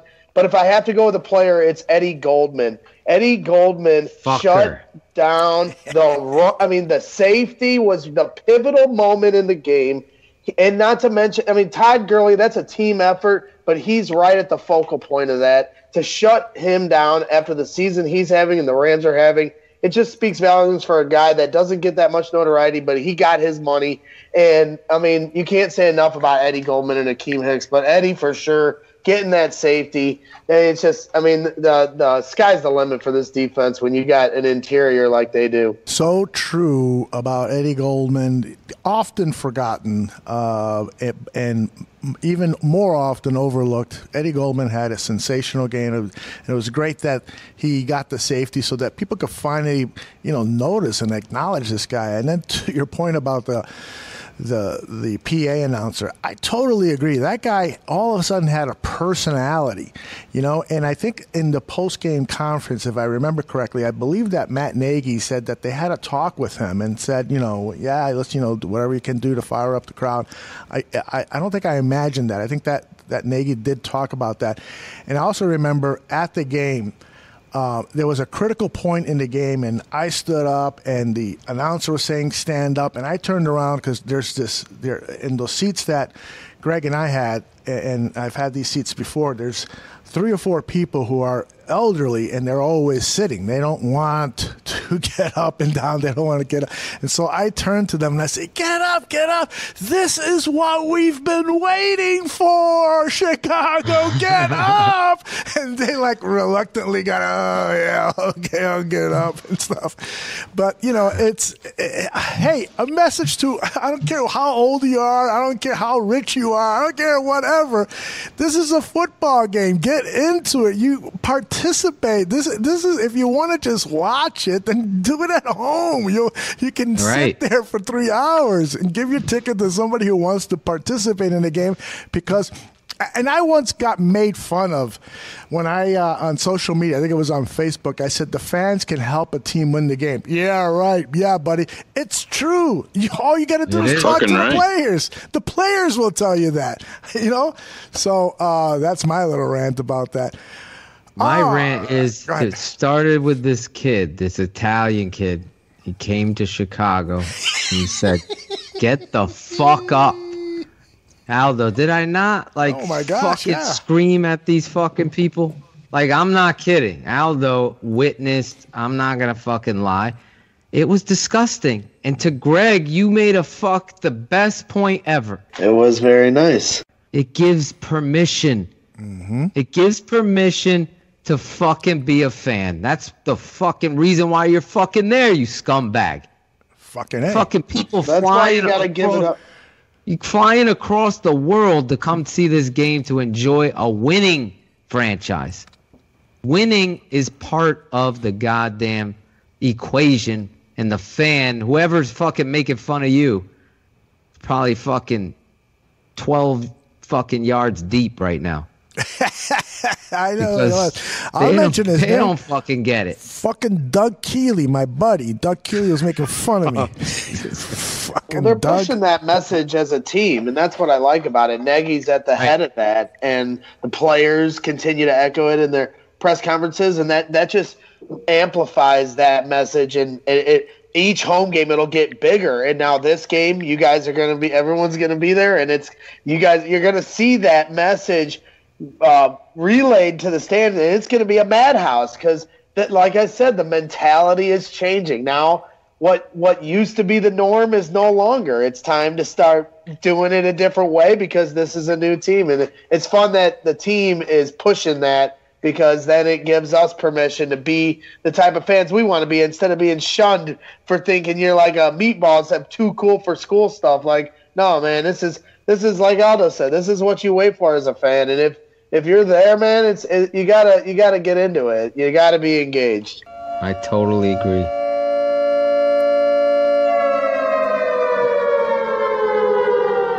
Stand up. Stand up. How did we not hear this? You two are being so loud. That is weird. Cocaine's a hell of a drug. That is weird. I kind of vaguely remember it, but man, it did not stand out to me at all. All right, Shayne, who do you have as your bear-up player? Well, I'm going to leave the defender that I know Phil's going to go with. I'll leave it to him, and I'm going to stay on my special teams side of the ball here. And I think Pat O'Donnell played the best game I've ever seen him play as a Chicago Bear. Good pick. It was very nice.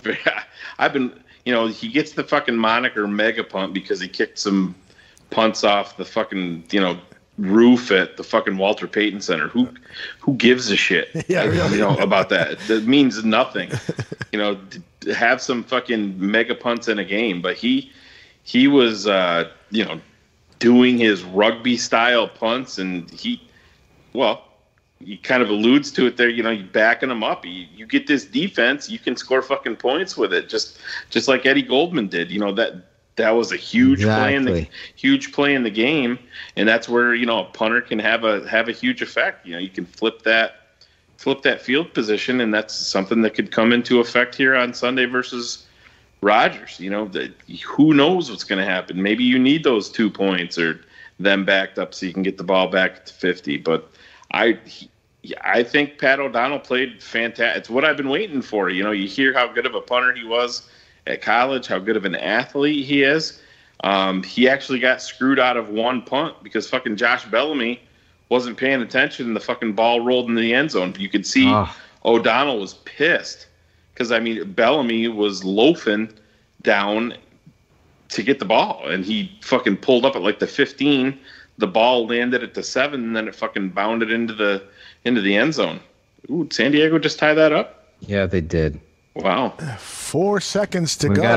We gotta see if he's in, but they're gonna go for 2, says Philip Rivers. He's going for 2. Whoa. Yeah, he's in. They're going for 2? That's what he said. He's calling for 2. I don't know if the coach is. Philip Rivers is the coach, man. 2, yep. I was in the stands the day they came up with the mega punt thing for Pat O'Donnell. It was pretty funny at camp. He started punting, and everybody was going crazy because of these big boom. We didn't have a punter for like 4 years, so everybody's hyping him up. Yeah. Everybody's trying to come up with a nickname. I think I said like Megatropolis. Everybody's yelling funny things. Everybody's trying because Legatron for the Rams had just came around, so they were trying to come up for one. And this guy yelled mega punt, and it just caught on, and everybody just started chanting it as he was punting. It was one of the funniest parts of camp because that was back when that was the most interesting thing going on. Yeah, our 6th round punter. It was very nice. It is very nice. The kid's got away with words, doesn't he? I tell you. Yeah, I say 9 million things, and then you're like, what do you think of the story? It was very nice. Someone spell this word for me. What you think about that win over the Rams? It was very nice.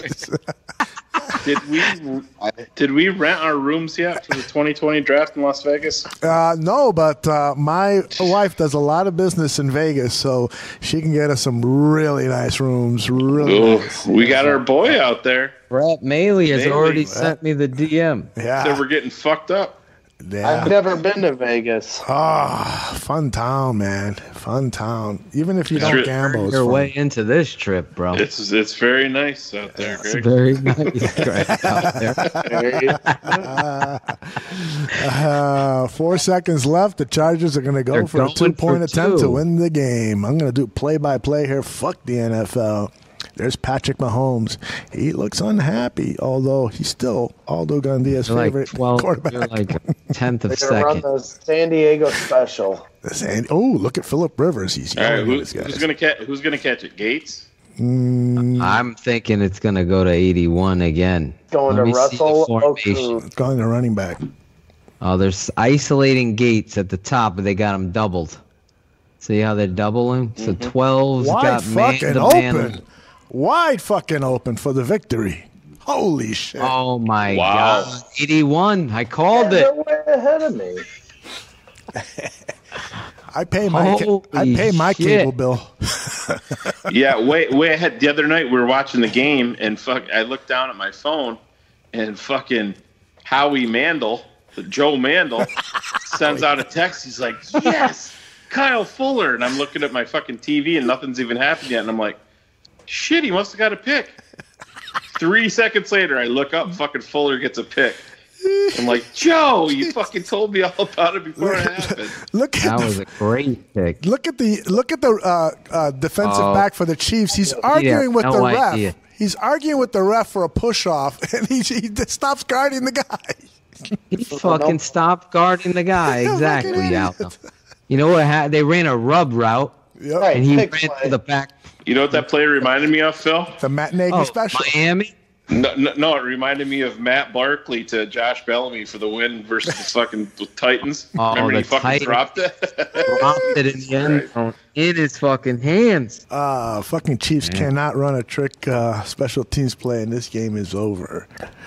All right, fellas, we still have I still got Phil's Bear up player. Give it to us, brother.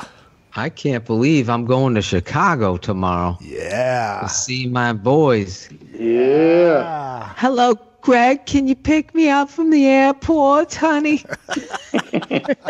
Maybe I will. No, tomorrow night I'm going out to dinner with Greg. We're gonna go to Deep Dish, right? Lou Manta. What is it? Manta.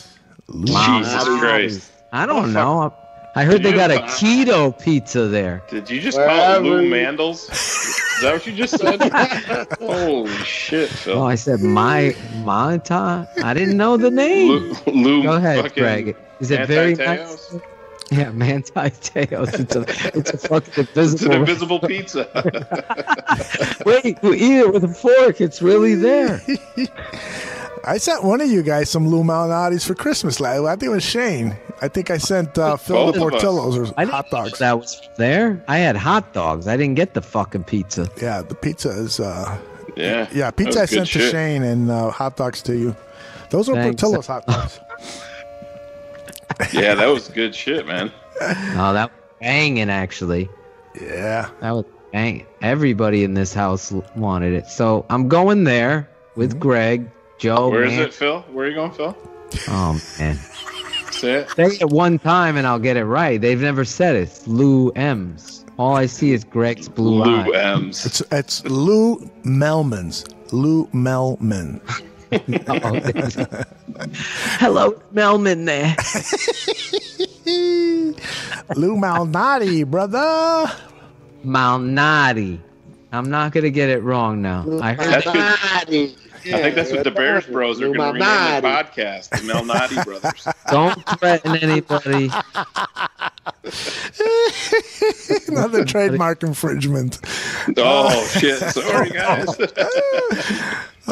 You no longer available. Someone spelled this word for me. I'm a phone. All right, give us a bear up, brother. So bear up. Lou Malnati. I haven't even had it yet. The keto pizza. I'm ready. Anyway, my bear up is a guy I never thought I'd be praising. Never in my life. Me either. And I already know where you're going. I was stuck.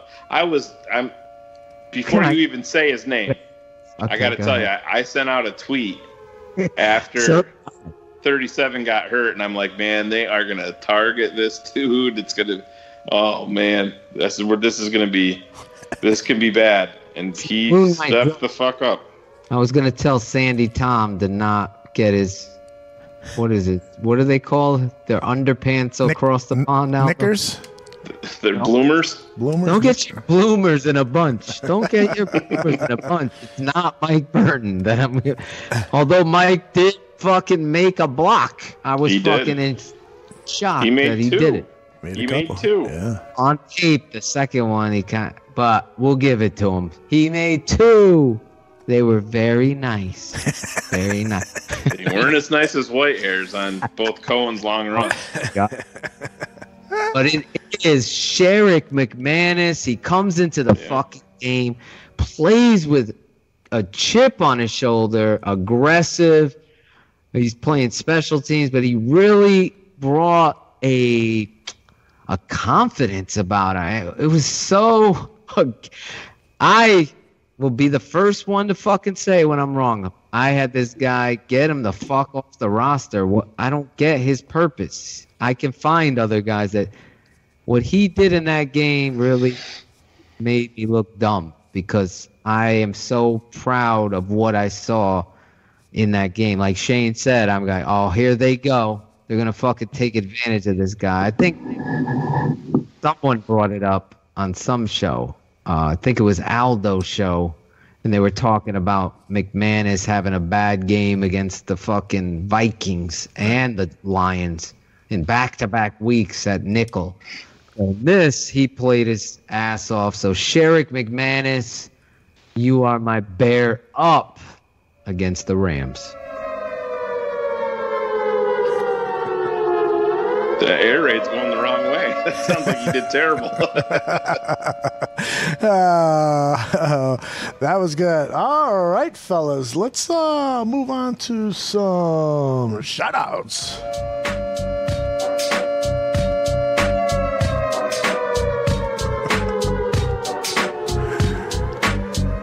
I am going to lead off with a couple of shout-outs. Who do I want to shout out? Oh, I want to shout out Bears Girl, who I talked to today. As we all know, Bears Girl has left Bears Barroom. Fed up with all of us. No, I'm just kidding. It was very nice. She said that she's blown away by all the amazing messages and tweets from Barflies. She sends her love, and her last shout out is to all of you Barflies out there. As I told you, I'm B55. Bears Girl, love you. Thank you, Miss Canadian Vixen, and we'll be talking again soon if I don't see you here in Chicago when you come in to see the Bears and Packers on this week 15 of football. I also want to shout out the Barfly Tailgate crew because they've been scrambling around. They've got to produce this show for Sunday morning, and usually I am manning the controls, and we've had all sorts of people, step forward and say, hey, I'll do it. Badgley in particular wants to do as much as he can for the bar room and to make sure that show goes off unhinged. B. Diddy, everybody on that Barfly Tailgate show takes great ownership over what they're doing, and that's greatly appreciated. Also want to give a shout out to Danny Shimon, my partner on Bears on Tap, for his dedication for everything that he does in the bar room, and he's going to be working on this all of the draft material for us in the off season. Getting us ready for the third round. Exactly. Baby. That's what you find gems, baby. Remember, he pounded the table for Anthony Miller and Javon Wims. Anthony Miller. Yeah, and Javon Wims. Could they dress Wims, please? Yes, Jesus. please against this Packer secondary. Yes. So those are my shout-outs. I know I should be giving a lot more, but I'm sure Draft Dr. Phil will cover them. Shayne, you got any shout-outs? I do. I'm going to shout out a couple super Barflies. Julie DeCaro and... No, not gonna go there. Sorry guys. I've had enough interaction with those two for the rest of my life. But no, I'm going to shout out Dan Aguirre and Tyler Ellis. Gaines, they've had a couple. Dan's got some big dates coming up that's going to give him hopefully some peace in his life. I won't get into all of his personal business on here, but it's, hopefully all the Barflies out there can just, say a quick little prayer for him and give him some confidence. He's got a big day coming up, and Tyler Gaines just had some awesome personal news on a victory in his personal life that's life-changing for him. So love both those guys, and they do great stuff here with us, and like I said, a couple little personal victories in their life, and I like to give them a little shout out and notice them that way. Excellent. Greg Braggs, shout out time. All right, boys. Well, I guess I'm definitely gonna have to shout you out, Aldo. Last week was as much fun as I'm ever gonna have at a Bears game at Soldier Field, and it was very nice to share that with you. Was as magical as you described it earlier. There's no doubt. So you get the first shout out, Phil. Shouting you out second. Exciting to see you tomorrow. Cannot wait to have some fun. It's going to be a blast this weekend. There's no doubt there. And shout out to everybody that came out to the tailgate last weekend. Steve Zimmerman. It was great to meet him. Come all the way from Denver. And who is this? Zimmerman? Never heard of him. Yeah. I don't know. You guys. He sounds like a dumb hair. He doesn't sound like he's very, very smart. I should probably start a fight with him. Yes. Yes, you should. I think you have. No, that hair was great. So, Greg, let me ask you a question real quick while you're giving your shout-outs. Was this the first magical night you've ever spent with a middle-aged Puerto Rican man? It was very nice. Puerto Rico recently, but I drank a lot. I can't remember if there were any magical nights with guys out there. No, this is the first. Oh man, just came off the rails, didn't we? Hey, that's how it goes. Another shout out to Pablo, of course, another guy that came out with his buddy, and it's just a lot of fun. Looking forward to next weekend, and shout out to like Double A, like you guys said on the tailgate show. He did a lot of help when I came on the show with helping me out, getting ready and everything, and everybody in the Barroom Nation is just so close and tightly knit. Jeremy Kramer, he couldn't be nicer, and so it's a lot of fun to hang out with all you guys and talk Bears and what a great year for us to cross paths too. I guess it was only a matter of time, but I guess it just makes sense that it was the year they were going to blow up because it's just a lot of fun. So I look forward to more the rest of this season for sure going forward. So shout out to that as well. Sweet. Draft Dr. Phil, we are ready for your long list of shout outs. Well, first I want to shout out you two for what you did last week. I didn't get to hear my shout outs on the fucking show last week, but I had some beautiful ones. And that's true. I forgot about that. It was the best shout out section. It was the best, right, Shayne? Yeah, it was. Fucking perfect. I said some great things about guys on the tailgate show and what a great job those fucking pricks do. Those little fucking pussy ass fucks. Get it together. No. I had some great shout outs.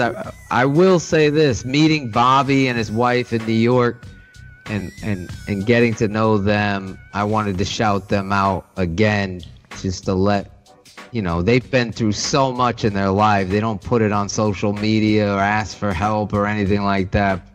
Those two people, and to raise a family and go through what they've been through, it says a lot about the guy who won the jingle that we're going to be able to see him. And I really think, Bears Barroom has introduced me to some great guys. Greg mentioned some of them already here, and Pablo Jax and Bobby Bombs and Aldo and Shayne and Greg Braggs I met through this. So these are some of the greatest people I've met in my life. Like if I had to do I was saying to my wife, if we had to do our wedding invitations over, it would be such a different crowd of people that you would have in your life. And it's the true story. Yeah, get a fucking invite this time. I still haven't even met this fucking guy. How could you even believe that? Nobody's met Shayne. Your fault, not mine. I was there. He blew me. Phil blew me off in Connecticut.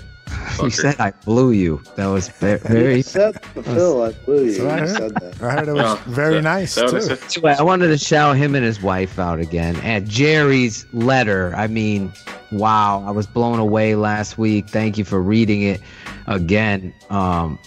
This fan base. I'm gonna shout out Russ from across the pond who sent me such a wonderful letter. I mean, what we do here means a lot to people, and I take that fucking very seriously on a show that I can cuss and swear and joke and have fun and really get into the reality of the truth. That's really the belief system, and if you like that, and that's it. If you don't like, usually you're the one BSing. So if I'm calling you out, you don't like it, or you go on a fucking Twitter rant, drunk, tweeting, or have a fucking video, whatever the fuck you do.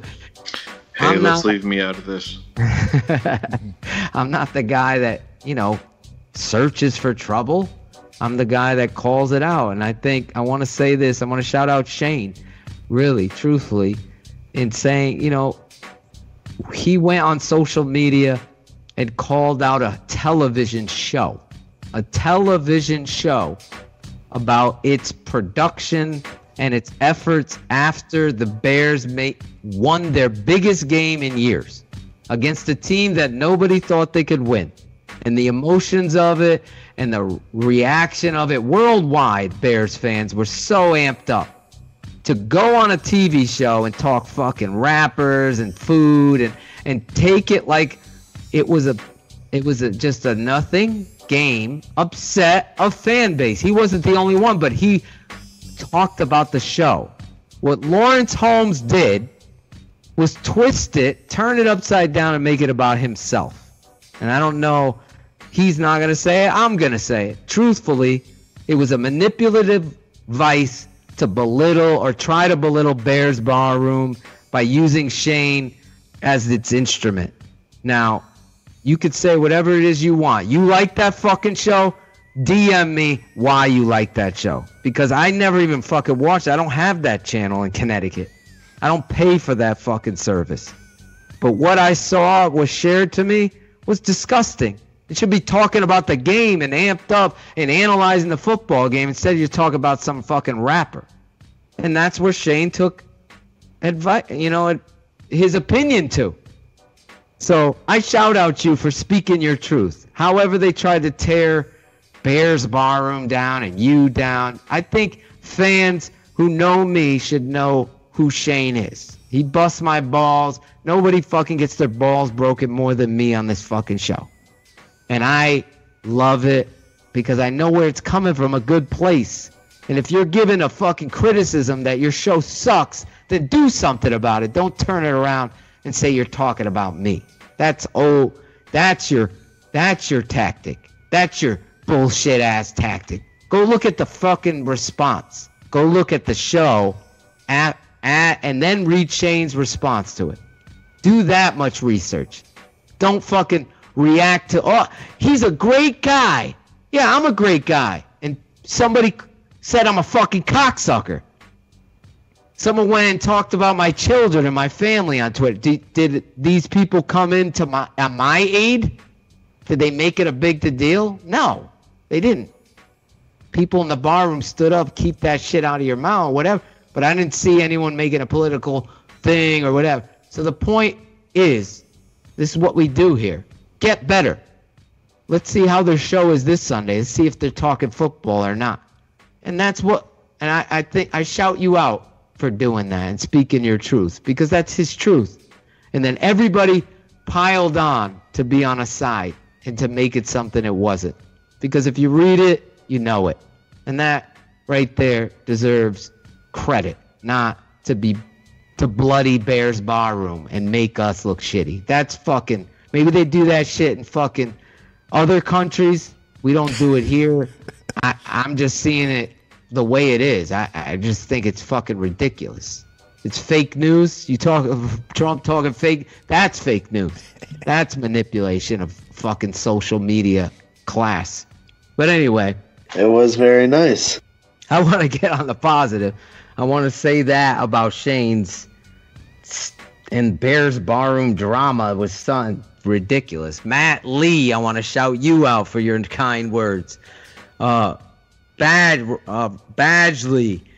Greg Braggs Jr., you better fucking take care of me this weekend. This is an advanced shout out for a great weekend.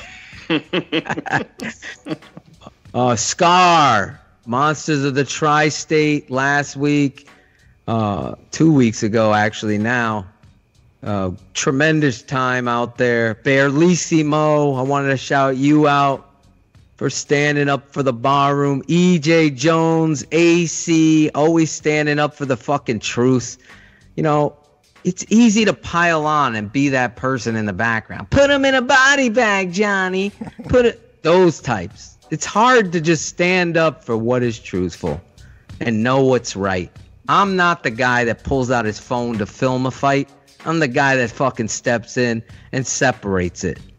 That's just the difference in this time, and I'm just speaking my truth. I want to shout out George. George is back.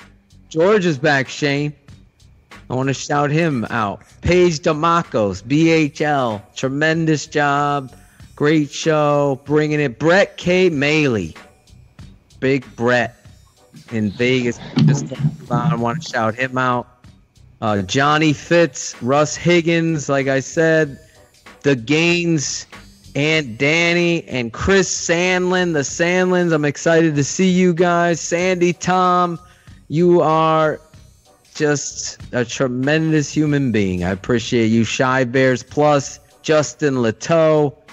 Who else do I have here? John Buffone. And last but not least, Chris Owens, John Bradley. Love you, brother. Hope the baby's all right. And Isaiah Robles. Those are my shout outs for this week, Aldo, and my mini rant. I could see Shayne's face again. Look at him. I love Shayne. I didn't realize my battery was so low, so I had to put it on my little wireless charger there for a while. Forehead for that whole time? I'm trying to find where you said I had zits up there. No, I was just joking. You're paranoid, bro. Get a filter for that shit. Paranoid. Tell Aldo about the fucking end zone thing that freaked me the fuck out for 20 minutes last night in Chicago at Soldier Field. My God, Aldo. So this guy's like, look at this fucking shit. So I'm looking at the picture, and it's I think it was of the sleigh ride. It was just after that. Yeah, it was. Sure, the end zone. So I'm like, what? I'm looking. I don't see it. I see people jumping up, and I don't see anything. He's like, look, close. Like, what the fuck? I show it to Steph. I'm like, Steph, what's wrong with this pic? He's like, look at the G. The fucking G is painted weird at an It's all fucked up in the end zone. It was driving me crazy. The G in Chicago. Me and Greg's will have a full report. Go to the field Sunday. Shayne, the G has been appropriately painted. They fucked it up. 2 pictures. Tweet it out tonight. Look at these G's, and everyone will know tomorrow. He put the G normally, and then he put the G, and I'm like, oh shit. It's bad, like really bad. Like Khalil Mack's 52. Khalil Mack. Yeah. 5 is up a little bit higher than the 2, but it's on every jersey like that. And once you point it out, I can't fucking unsee it anymore, you fuck. It wasn't like a Chinese fucking jersey that you get in the fucking eBay. This was like the real jersey, and it's underneath like the 5 is a little higher. Did you guys didn't notice it at the game, Aldo? No, I didn't. Oh man, it's big time. It's big time butchered. Yeah. Wow. I got 2 pictures of it. Only fucking Shayne would. I would never see or notice this. I had to fucking pause it when I was rewatching the fucking television feed, and I'm like, oh no, what the? That shit pisses me off. Remember that fucking commercial for Snickers, and the guy like painted chefs in the fucking end zone to the Chiefs. Yeah. That's what it was like. They fucked it up. It's like a fucking what do you call it? Cut off. It's only like half there. It's a G like you would paint on a fucking subway train in Brooklyn. It's like a graffiti G. I'll tweet it out. I'll tweet it out and tag all you guys in it. That's part of the fucking new Bears. BU. They're fucking painting like a fucking graffiti art Chicago in the end zone. Yeah, that was the other one. Nagy's got BU on his fucking Shayne call sheet. BU on his call sheet. I didn't notice that. I didn't notice the air raid. I didn't notice the hard-on that Greg Braggs had throughout the game. I missed it all. It was very nice.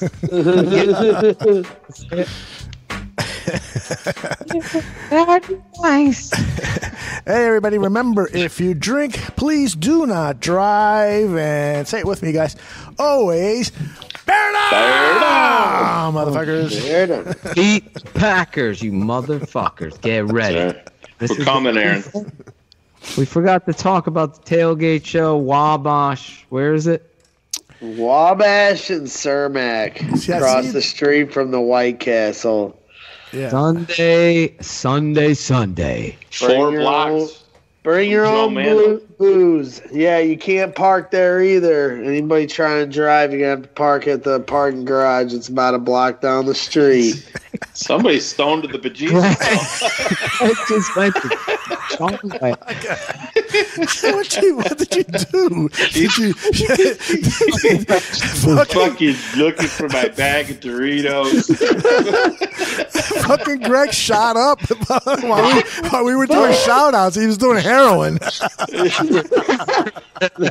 It was very nice. Look at his eyes. When you hear the White God, look at him. It's across the street from the White Castle. Yeah. Tooth mark, the White Castle. He is fucked up. What'd you do, man? You do a speedball or an 8-ball or something like that? No way. I'm just listening. I don't know when to jump. I'm just listening. He stepped off camera for a while, then he came back. He looks all fucked up. I was peeing. Yeah. What's the treat again? Where can we find and be at the tailgate and meet me and Bears Barroom peeps, Aldo, Gandia, you? Yeah, That's what I'm. The deal is, correct me if I'm wrong, Greg, but the deal is that this tailgate parking lot is on Wabash and Cermak, but you cannot park there because it's by reservation only, and there's only a certain limit. And so the gentleman that runs that, the Chicago Bears Tailgate Club, they're already at the limit. But you can park a block away and then just walk over to the tailgate party, and that's it. And the earlier you get there, the more fun you'll have. Did I cover that all? You're muted. It was very nice. Here he is on mute. I'll be there at 6 a.m. You said that much nicer than I said that, Aldo. Well, I'm 60 years old. You're 20. Yeah, I got a lot to learn. So, yes, I will be there at 6 a.m. It sounds like, like you guys said, the earlier you get there, the better, because most people leave around 10:30, 11 to start heading towards the stadium. I don't know, Aldo, what time did the bus take us over there the last time? There's a couple buses that take people to the stadium, but it's slim pickings to get on the bus. It's very tight. Yes. So, I mean, you're either going to get on the bus or you're walking, or you might take a little cab right down the road. It's not far. It's a 15-minute walk. I'm probably going to walk it myself. So, just be prepared to leave, early so you can get into the stadium on time if you're coming. Let me tell people that if you want to take this bus, you're going to feel like one of those Mexicans in that caravan. Aldo was telling me about this. You are packed into that fucking bus, and that bus driver is not taking any traffic lights serious. He's blowing through them. He's swirling and stuff, and Greg and I are just going left and right and stuff. And by that time, I had done a couple of shots at the tailgate party and had a few beers, and so I was like, man, I got to keep it together, Aldo. Keep it together. I don't want to throw up on this guy's seat in front of me. But, so you should make arrangements to get to the best piece of advice we can tell you is to get to the tailgate parking lot on Wabash and Cermak early, and then make arrangements to get to Soldier Field from there on your own, whether it's an Uber, cab, or walk. It's probably a 1.5 mile walk. Would you say, Greg, about 1.5 miles to Soldier Field from there? Yeah, I mean, we walked back from the game, and it wasn't a bad walk at all. Wasn't at all. I'll probably walk it this time, because then I can go when I want to go. The bus was a little crammed, and you never know who you're standing next to. I had the craziest person in the world stand next to me. There were no seats. That was the other thing. We just stood in the middle aisle, like 20 of us. They put as many people on this bus as they could. It was hilarious. Gosh. And like a paid bus? You have toast? It's off tips, so it's a school bus, and I got on. I was singing "Wheels on the Bus Go," and everybody was freaking. Everybody's drinking, and so it's like I said. The guy behind me was crazy. I had to calm him down with a little bit of Jack I had. So, luckily I had that because man, this guy was insane. We get on the bus, and he's like, "No more, no more." The bus driver's like, "You'll get thrown off if you're not." And I'm like, "Chill out, dude, chill out," because I thought we were going to have to get pushed off the bus if this guy stirs it up. And I was like, here, have some Jack. And he just calmed down. And he looked at me. He's like, thank you. I was like, oh. And Greg's memory of that is a little different than mine. What I recall is the bus driver says, "Move the fuck to the back of the bus, motherfucker." That's what I remember. It was so funny. I was like, here we go. And the guy was hanging all over me all the way to the game. I was like, oh my gosh, help me. It was very nice. You made a new friend. Yeah, so I will pop by early and leave early to make my way over to the game with my lovely wife, and I am really looking forward to it. It's too bad Shayne can't be there because we're starting to wonder if Shayne really does exist. Does he exist? Does he exist? I'm not real. He's like a genie in a bottle. Are you working Sunday, Shayne?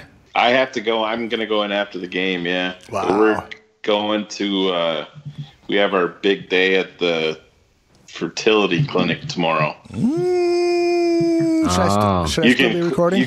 You can delete that part out of the podcast because she'll kill me. But let me stop. Yeah. Here.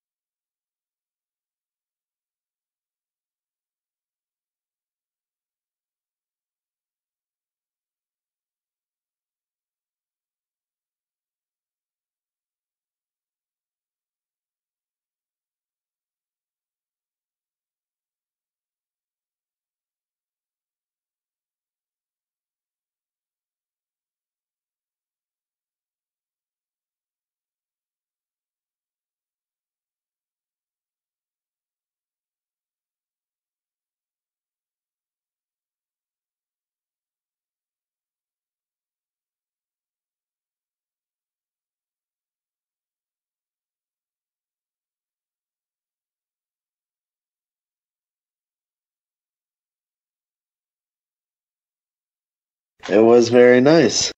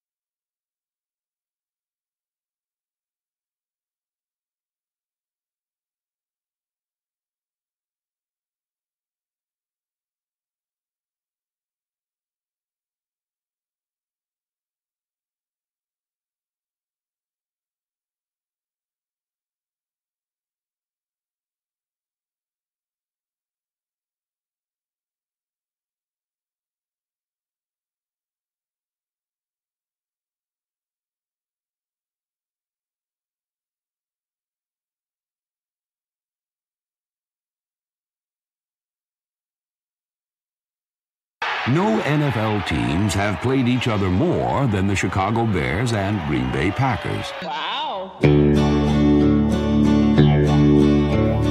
Bears fans ain't easy to love, and they're often quite bold. Hey, baby! We gonna be here all day! They're often pessimistic and sometimes sadistic, watching it unfold. I like this kind of party, baby! Orange jerseys and hoodies fill up almost Sundays. A heated matchup. The life of a Bears fan is always full of hope, no matter if home or away. We're gonna be here all day, baby! Mama, don't let your babies grow up to be Packer fans. I like this kind of party! I like this kind of party! There's good girls and bad boys and everything between. Just don't let them wear that piss yellow and green. Mama, don't let your babies grow up to be Packer fans. There's good girls and bad girls and everything between. Just don't let them wear that piss yellow and green. Bears fans are loyal to stand by their team when they're losing. I like this kind of party. Defense linebackers, running backs, performing at night. Chicago Bears. Some teams that don't like them, don't love them. Sometimes they can't take them. The Chicago Bears have been knocked down and always got up, ready to fight. We're gonna be here all day, baby! Mama, don't let your babies grow up to be Packer fans. More minutes before the Bears start kicking some ass, huh? Bad boys and everything between. Just don't let them wear that piss yellow and green. Mama, don't let your babies grow up to be Packer fans. A few more minutes before the Bears start kicking some ass, huh? Good girls and bad boys and everything between. Just don't let them wear that piss yellow and green. Chicago Bears are going to win opening night. Wow. They will beat the Packers. There's good girls and bad boys and everything between. Just don't let them wear that piss yellow and green. It's piss yellow and green. Don't let your babies grow up to be Packer fans. Everybody there's good girls and bad boys and everything between. Just don't let them wear that piss yellow and green. It's piss yellow and green. Mama, don't let your babies be Packer fans. Go Bears! It's the league's longest running rivalry. A heated matchup.